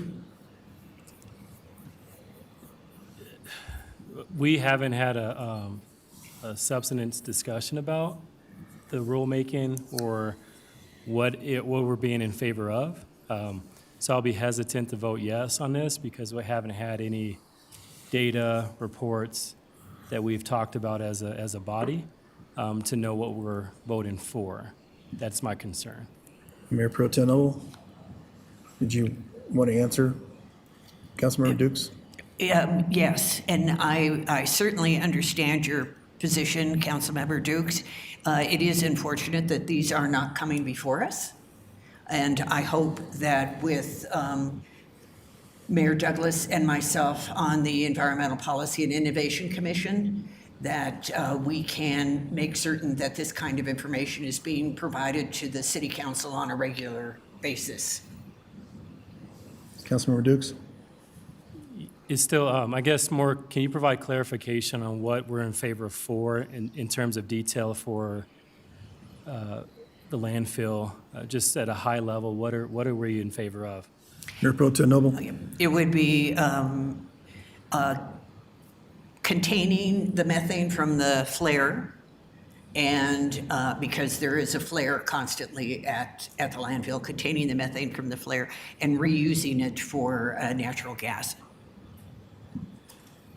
Councilmember Dukes? So in a Denver Post article, they talk about this is how the city of Denver is moving forward. Is this correct? So at DADS, similar, yeah. Have we looked at any type of outreach or data to say this is a good thing for the city? And any of our partnerships, do you have any partnerships or data to say that this is something we should be in favor of? I don't have it in front of me right now, but I'm more than happy to withdraw my motion. You're asking excellent questions, and I myself will testify as an individual in support of the methane rule. So I am withdrawing my motion. Are you okay with that, seconder? I will withdraw my second. Thank you. Councilmember Dukes? Thank you. Thank you for choosing to withdraw your motion, and I appreciate you moving forward to do as a resident. I think it's still being important to bring that information forward so we can understand, because as I read it again in the Denver Post for what City of Denver is looking at to turn into natural gas, I'm curious around if this is an alternative, especially with our partners and with public services. Thank you. Councilmember Teeter? Yeah, I just got council report. Is that what we're doing? Pardon me? Administrative. On administrative council? Okay, I guess on administrative council, also on that methane problem, there's been villages overseas to where they've outlawed the flares, and they didn't allow any place for that gas to go to where the gas has come up in rivers and wiped out whole villages. In other words, those flares are there for a safety reason. And Mayor Pro Tem Noble? Thank you. I appreciate that, and this is actually to convert it to use as opposed to. But then you still need the flare as a backup for safety, so that if the pressure gets too great, you don't want it to go into somebody's basement. No. That would not be good. No. We don't want that to happen. Okay, thank you. Any other council members have administrative business or of an emergency or unforeseen circumstances? Okay, seeing none, we'll go to reports. City Manager Rogers, could you please provide a weekly report? Thank you, Mayor. Not much to report, given that we're coming to the end of the season. Just a couple of things I would like to highlight for council and maybe have some discussion around. But the first piece, just a lighter, fair note. This Friday, 12/19, from 4 to 8, will be our 3rd annual North Pole Patrol with Commander Claus event, where Santa will be on board. Our lovely Bearcat making his way through several parks in the city to stop and meet kids and parents. We will be posting on our various social and digital media platforms of this upcoming event. If you have not noticed, we have a new economic development website out now. This was going to be marked with a launch of the city's new and improved economic development website with other materials around Elevate Commerce City and some of our efforts and partnerships with partners such as CCA and the rest in being able to further our workforce development and industry cluster needs. Then last but not least, a question for the council. The first day of the legislative session for this upcoming General Assembly starts January 14th. We would love to be able to bring forward our state lobbyists to have a conversation of getting to know council, you being able to ask questions as it pertains to the expectations that you have for them in representation with you at the state. In that, I think to help set some of those expectations for their participation and understanding, we had previously talked about legislative meetings, meeting every Monday while the General Assembly is in session, and those being conducted for a 45 to an hour's length of time, so starting at 5. This was discussed with a former iteration of the council body. So with 4 new members, I wanted to make sure that the conversation and that desire or consensus still holds. If not, we'd love to get that feedback so that we can then plan accordingly on how to handle those legislative committee meetings.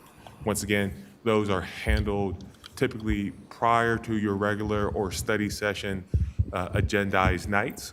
And we had previously done those at 5:30, but had discussed about adding an additional 30 minutes to making it a full hour. So I look for your guidance and or feedback as it pertains to that topic. Council members have questions? Thank you, City Manager. Mayor Pro Tem Noble? Yes. I'm not one of the new ones, but I do know that there's plenty of legislative things to talk about. And unfortunately, when we only meet for half an hour and go to the meeting, 5:30 to 6, there's just really not enough time to cover it all. Previously, there were appointees to the Legislative Committee, and years ago, it was decided that everybody participates in it. However, if there are any decisions that are made and we don't have a quorum, then those can be part of administrative council business later that evening as well. So it's not like people who aren't present won't be able to have the discussion, but it is critical to be able to have enough time for Commerce City to participate, to represent Commerce City on these issues. Thank you. As I would say in the past, just this last year we really couldn't get much done in a half hour, kind of stymied on it. So I would encourage the hour-long conversation. And it's not even had to be an hour long, it's basically, let's get started, room for discussion. And so if there's anything significant, will be brought forward to the body to vote on. But I would love to keep the 1 hour in place. Councilmember Trujillo. Yes, my only ask is that we get dinner a little bit earlier. Thank you. Okay, seeing no others, City Attorney Zarzaki. Thank you. Oh, okay. Mayor Pro Tem Noble and Councilmember Dukes. Yes, so sorry, I had a question for the city manager. 120th and Chambers going east at the corner of the 7-Eleven, the barrels block the right turn from 120th onto Chambers. So all traffic funnels into one lane or the left lane going into Outlook. But otherwise, traffic turning right and traffic going straight are in one lane. Is it possible for Public Works to take another look at that corner to adjust where the barrels are in order to move the cars who are going east in order to go south to make that turn? Because we're now cutting through the side areas, the side streets, south of 120th, like by Ziggy's, past the storage units and so forth. It's very random. There's only stop signs. I see chaos coming. It's already challenging for people trying to go east. City Attorney? I'm sorry, City Manager, sorry. No worries, Mayor. So what I heard from that is that there's a concern around the traffic control plan and its potential impacts on just traffic patterns, turning movements, and the like. I think we are always wanting to ensure that, our traffic control plans are addressing the issues or potential issues. I have no issues going back and asking questions around the evaluation of that plan. And if there are any tweaks that can be made, what would they recommend for my consideration and direction to execute? So I will have to have that conversation, but I do not mind having that conversation. Thank you, and I'll put it in an email so it's clearer. Thank you. Mayor. Thank you. Councilmember Dukes. Thank you. I agree with Mayor Pro Tem. I found myself looking, you go through that 7-Eleven or that Ziggy's, or you go through the neighborhood and make a left on, or get to Chambers, and so it is kind of an issue. I guess question for you, City Manager Rogers, around, we mentioned the review of our use and impact fees. And I know we had a study session earlier this year, but this is a topic that continues to get brought up. And I'm curious, where are you at and your team's at with bringing us back? Yeah, thank you for that. Thank you for that question, Councilmember Dukes. Interestingly enough, we were having an internal conversation about when we wanted to re-socialize this conversation with the council in the new year. Particularly, we've been refining and taking the feedback that we received from that council meeting so that we can come back to you with I don't want to call it a proposal, but an examination of where we stand within the market to address some expectation around being competitive, while also ensuring that we're able to collect what is the maximally desired impact fee, user fee that falls within the supportable development fee based on analysis. So it has taken us some time to refine that data and to have those touch points with stakeholders. So I would assume we will be back before you within Q1 of next year for that discussion, and ultimately direction to in the next steps would be any required action of or an amendment to a resolution or an ordinance that had put those fees in place. Thank you. Okay. Thanks for everybody's patience. City Attorney Zarzaki. Thank you, Mayor. I will be brief. Just to highlight that day one of the new council orientation was today. We covered a number of topics, but a couple of them I want to flag for all of council. One, we went through a part of our ethics code training. Many of you are very aware of the ethics code requirements because you all adopted the ethics code earlier this year. We will be rolling that out to all of city staff as well. We've already started internally with our office, and it went really well. We will be updating the approval criteria binders, as I mentioned earlier, but also wanted to flag that we are going to be scheduling our annual CIRSA legal training for you all in an upcoming study session with general counsel from CIRSA to clarify and highlight legal protections for elected officials to protect yourselves. We will also be scheduling land use trainings similar to, they will be the same training that continuing council members have already had. So if you are not a new council member and you are interested in getting that training again, please reach out to me and let me know. Otherwise, we will plan on moving forward with just the new council members in January and February. And finally, I want to just note that I attended the legislative dinner with a number of you and appreciate that invite. Thank you. Thank you. Okay, all right, on to council reports. Or, I'm sorry, does anybody have questions for our city attorney, Zarzaki? Okay, seeing none, on to council reports. Any council members like to make a report? Councilmember Teeter. Yeah, I attended a county commissioners meeting and picked up some $175,000 along with Tracy Ferguson and Jennifer Ponicello, and this will be used for open space, Stampede Park improvements, and playground expansion. And also I attended a E470 meeting along with Mayor Douglas, and the E470 board approved a contractor by the name of Kramer, and $199,000, or funds not to exceed $199,000 to widen E470 from 104th to Highway 85. So they're finally getting started on that. And also E470 passed a resolution to rebrand their logo.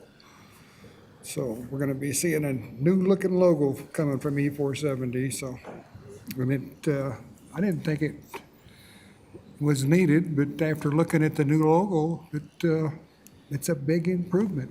So yes, that's all I got. Thank you. Any other council members? Councilmember Dukes. Thank you, Mayor. I wanted to just flag something that was on a consent agenda tonight, which is the solicitation ordinance is going to require solicitors that come to your door knocking to have identification. So it was on our consent, but I want to make sure that we brought it to the attention because that's a big deal for our residents, and I'll be sharing about it later on. I was able to attend the PRG holiday party, and thank you to our catering, thank you to the clubhouse for being able to cater it, and thank you to the PRG team for, and Paul having a really fun activity of how we had a rap presence as a team with one hand behind our back, and the two of us had to do it together. So it was a neat activities, some team building with the PRG team. I was also able to participate in the Buffalo Run 5K, which is always a great event with the PRG team, and thank you for that. And then Cereal with Santa, it's always a hit. My family loves it, and I think it's a big amenity for our residents overall. So thank you for again, the PRG team and everyone involved in that. The legislative dinner was the other piece I wanted to give an update. I was able to attend a legislative dinner with all of our colleagues here, and I wanted just to stress the importance of our priorities. And one thing that was said early on was around the respect for home rule.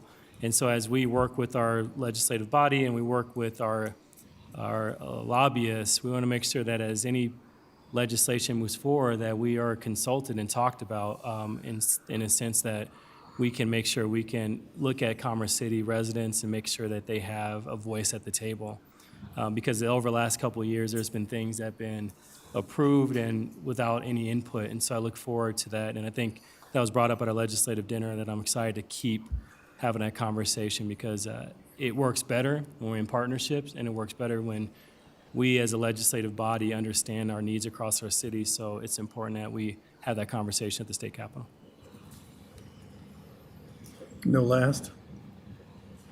Sorry, one last thing, 2 minutes. No. Thank you, Councilmember Dukes. Mayor Pro Tem Noble.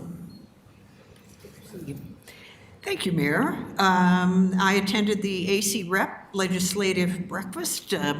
The representatives and senators who were on the panel all agreed that the state is going to suffer even more financial pain in the next legislative session. So whatever we do, we're not to ask for money. School allocations are protected by law. Medicare and other health services are going to take a big hit. I also attended the Senior Commission holiday event, which was wonderful as always. Great always to sit and talk with everyone and just enjoy the holiday spirit. The legislative dinner turned out really well, and I was really pleased to find myself sitting at the same table as the new state lobbyists. So I look forward to all of us hearing from them. It was a great conversation. And finally, I noticed that there were ice skaters outside tonight. It was really heartwarming to see them skating around the rink. It is so sad that it's going to be in the upper 50s, low 60s through Christmas Eve. I know it's going to take quite a toll on our rink, and I hope in some fashion we can keep it frozen. But thanks everybody who for approving the ice rink, even if it did cost a little bit more than we thought it was going to. Live and learn as we go forward with this every year. Thank you. Oh, one more thing. Happy holidays to everybody. Happy New Year. Merry Christmas. Happy Kwanzaa. Happy Hanukkah today. Just have a wonderful New Year as well. See you in January. All right, thank you. Any other council members? Any new council members want to make any council? Say thank you, happy holidays. You can make it short. Okay, you a little experience about being sworn in or? No, I really appreciate that you pointed out probably the only city council person who hasn't said a word tonight. I'll get there. I do want to thank Mr. See, this is why I don't speak. Zarzecki and Mr. Rogers for the orientation today. It was very, very informative. And I'm really excited to dive in and get to work. So happy holidays, everyone. That's all I got. Thank you, appreciate that. Now, anyone else? Councilmember Sandoval? Do you want to say anything about your first week in office there? Actually, it's been a wonderful first week. The swearing-in ceremony was special, thanks to all the attendees and to all the staff for all the hard work and preparation for that night. I know it only comes once in a while, so it's a lot to prepare for, so I appreciate that. Really thankful for the orientation today. I know that this is day one of day two coming up in the new year, and we went through a lot of the material, but you all did a wonderful job with presenting that and preparing us for tonight's meeting, which I think went well. So kudos to everybody on pulling that off and trusting us in being able to take that in and just jump right in. Other than that, happy holidays for everyone. Thank you. Thank you. Any other council members who'd like to, just to say hi and thank you and your experience of your first week being in office? If not, that's okay. All right, Councilman Kemp, you have a, Yeah, I just want to say, I noticed that we don't have any Christmas lights up in the city. There is City Manager always an Rogers? opportunity, sir, for you to go hang lights. I'd be happy to do so, just tell me when and where. That is all. thank you. Thank you for being Scrooge. All right, it's been a very eventful week. Especially today, well, last week it's swearing in new council members, today swearing in 5 new police officers that really, get to what we need to increase our public safety and more to come. I had a brief thank you with the family members who attended the event, and they're all happy, and so I just want to kudos to the police department for ongoing with the training and making sure those cadets and all are very successful when they come in, because this is just the first step. So last Tuesday, I attended the AC Rep Legislative Breakfast. That was really good. There was Democrats, Republicans that attended and, get to hear exactly what they want to fight for the community in for our region, for Adams County. Also had a discussion with the Water District. First, I had the police pension quarterly meeting. That was brief because I had to leave that meeting and come down here for our Water Commission meeting, myself and Mayor Pro Tem. And then going forward, it's going to be Councilmember Dukes. One discussion was about gray water, how, this is something that we approved to opt out. And what does that mean? So maybe in the early of 2026, this could be part of a study session agenda item, just to clarify and just to make sure the new council is up to date on what is being presented, since we opted out. Let's see here. I don't have this in order. Also attended E470, and yes, thank you, Councilmember Teeter. There was a presentation by, Standard. It was a very interesting presentation we had on branding, and that was with, I had it written down, I have to go back and look, standard practice. And just to know the different brands and refreshing they do, it's unbelievable. If I have an opportunity, I would bring that presentation here so you can just actually see how it occurred. There was other motions made. We also approved our budget for E470, along with a software development contract. We also said thank you and goodbye to Sergeant Sermon, who is leaving the E470 Authority as the Colorado State Patrol, and he will be replaced.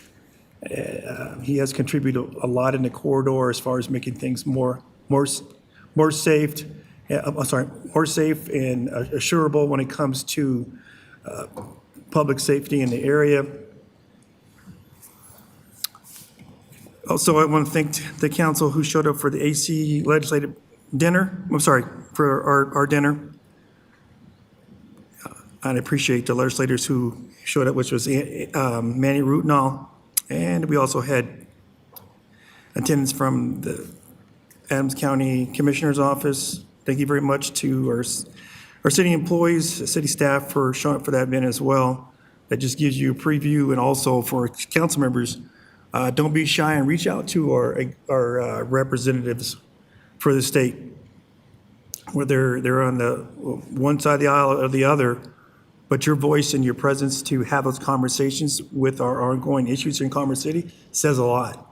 Also advocate that during the session, take a trip down there and go meet or actually have a conversation. There's going to be a couple times this year, we'll be able to go out either as a group or individual and look at what's going on before you. If you want to be able to provide a testimony, you want the city council to go out and provide testimony that you feel that is irrelevant to our ongoing issues, please do so.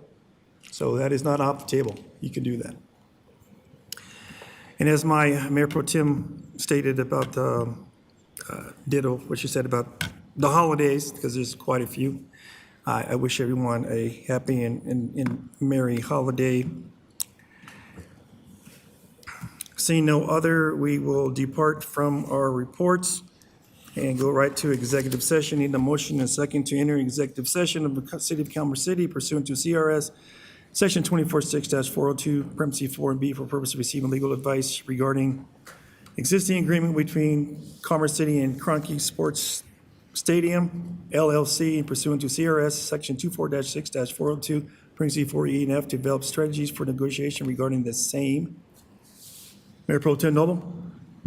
So moved. Councilmember Kim? Second. Okay, any discussion? Councilmember Teeter?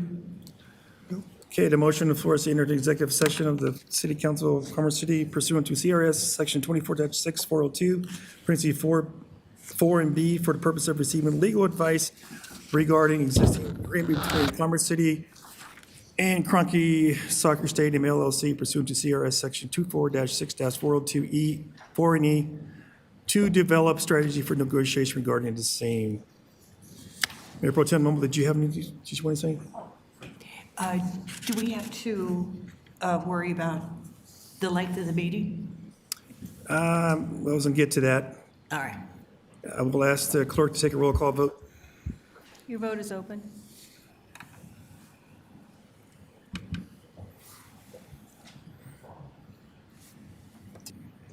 Councilmember Sandoval? Oh, thank you. Okay, that passes 9 yeses unanimously. Okay, we will now enter executive session. Council will return from executive session to take action. The meeting broadcast and recording will remain up. Executive session is estimated to last approximately 45 minutes. So I would ask if we could extend the meeting out until 11. City Manager Rogers.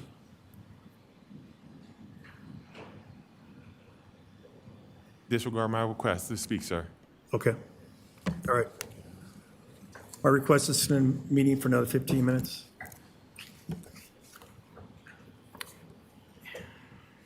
That's my motion, to extend the meeting for another 15 minutes. Oh, okay. Mayor Pro Tem Noble? So moved. Oh, I'll second. No, to extend the 15 minutes would be 11 o'clock. So right now it's 45 minutes.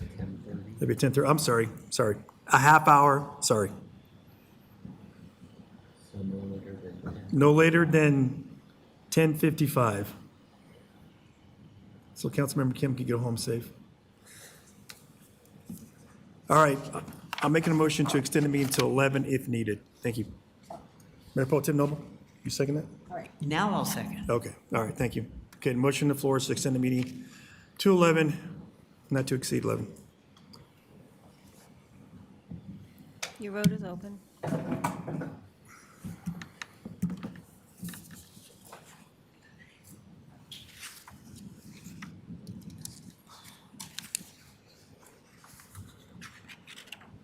Councilmember Sandoval?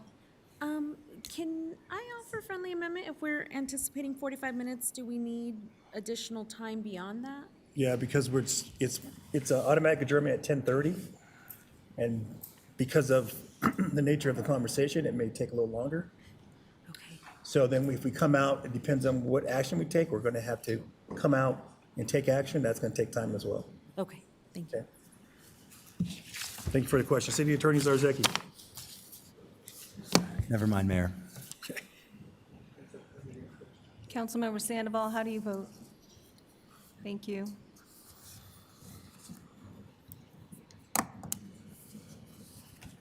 Okay, that passes 7-2. All right. I was agreeing on 10:45.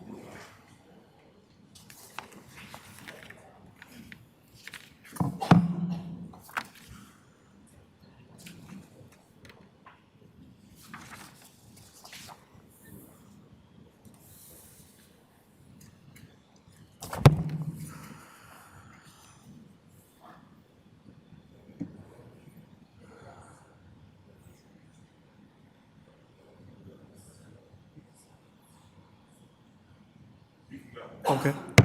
All right, we're coming back from executive session.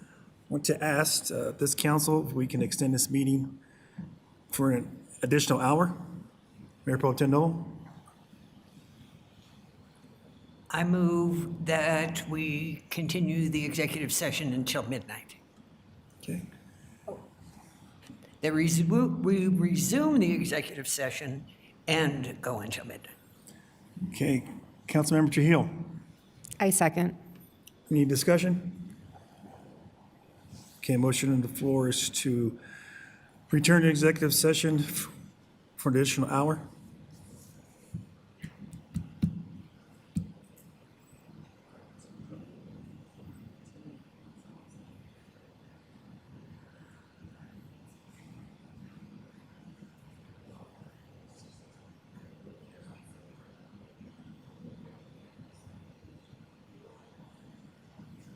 You ready?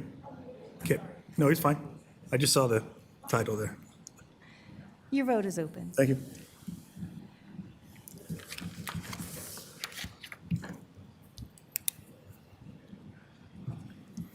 Okay, that vote passes 7-2. Thank you.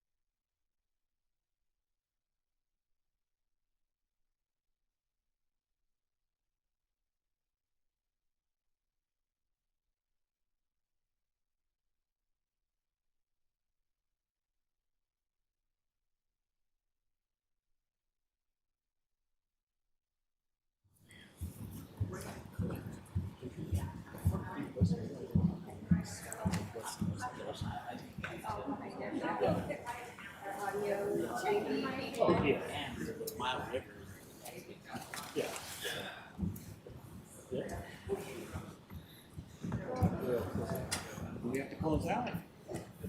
Apparently so. That's what they said.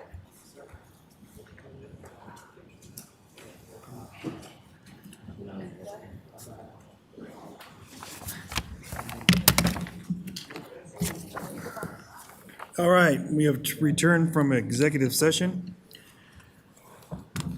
The time is 11:56. Seeing no further business, this meeting is adjourned. They can't even see us.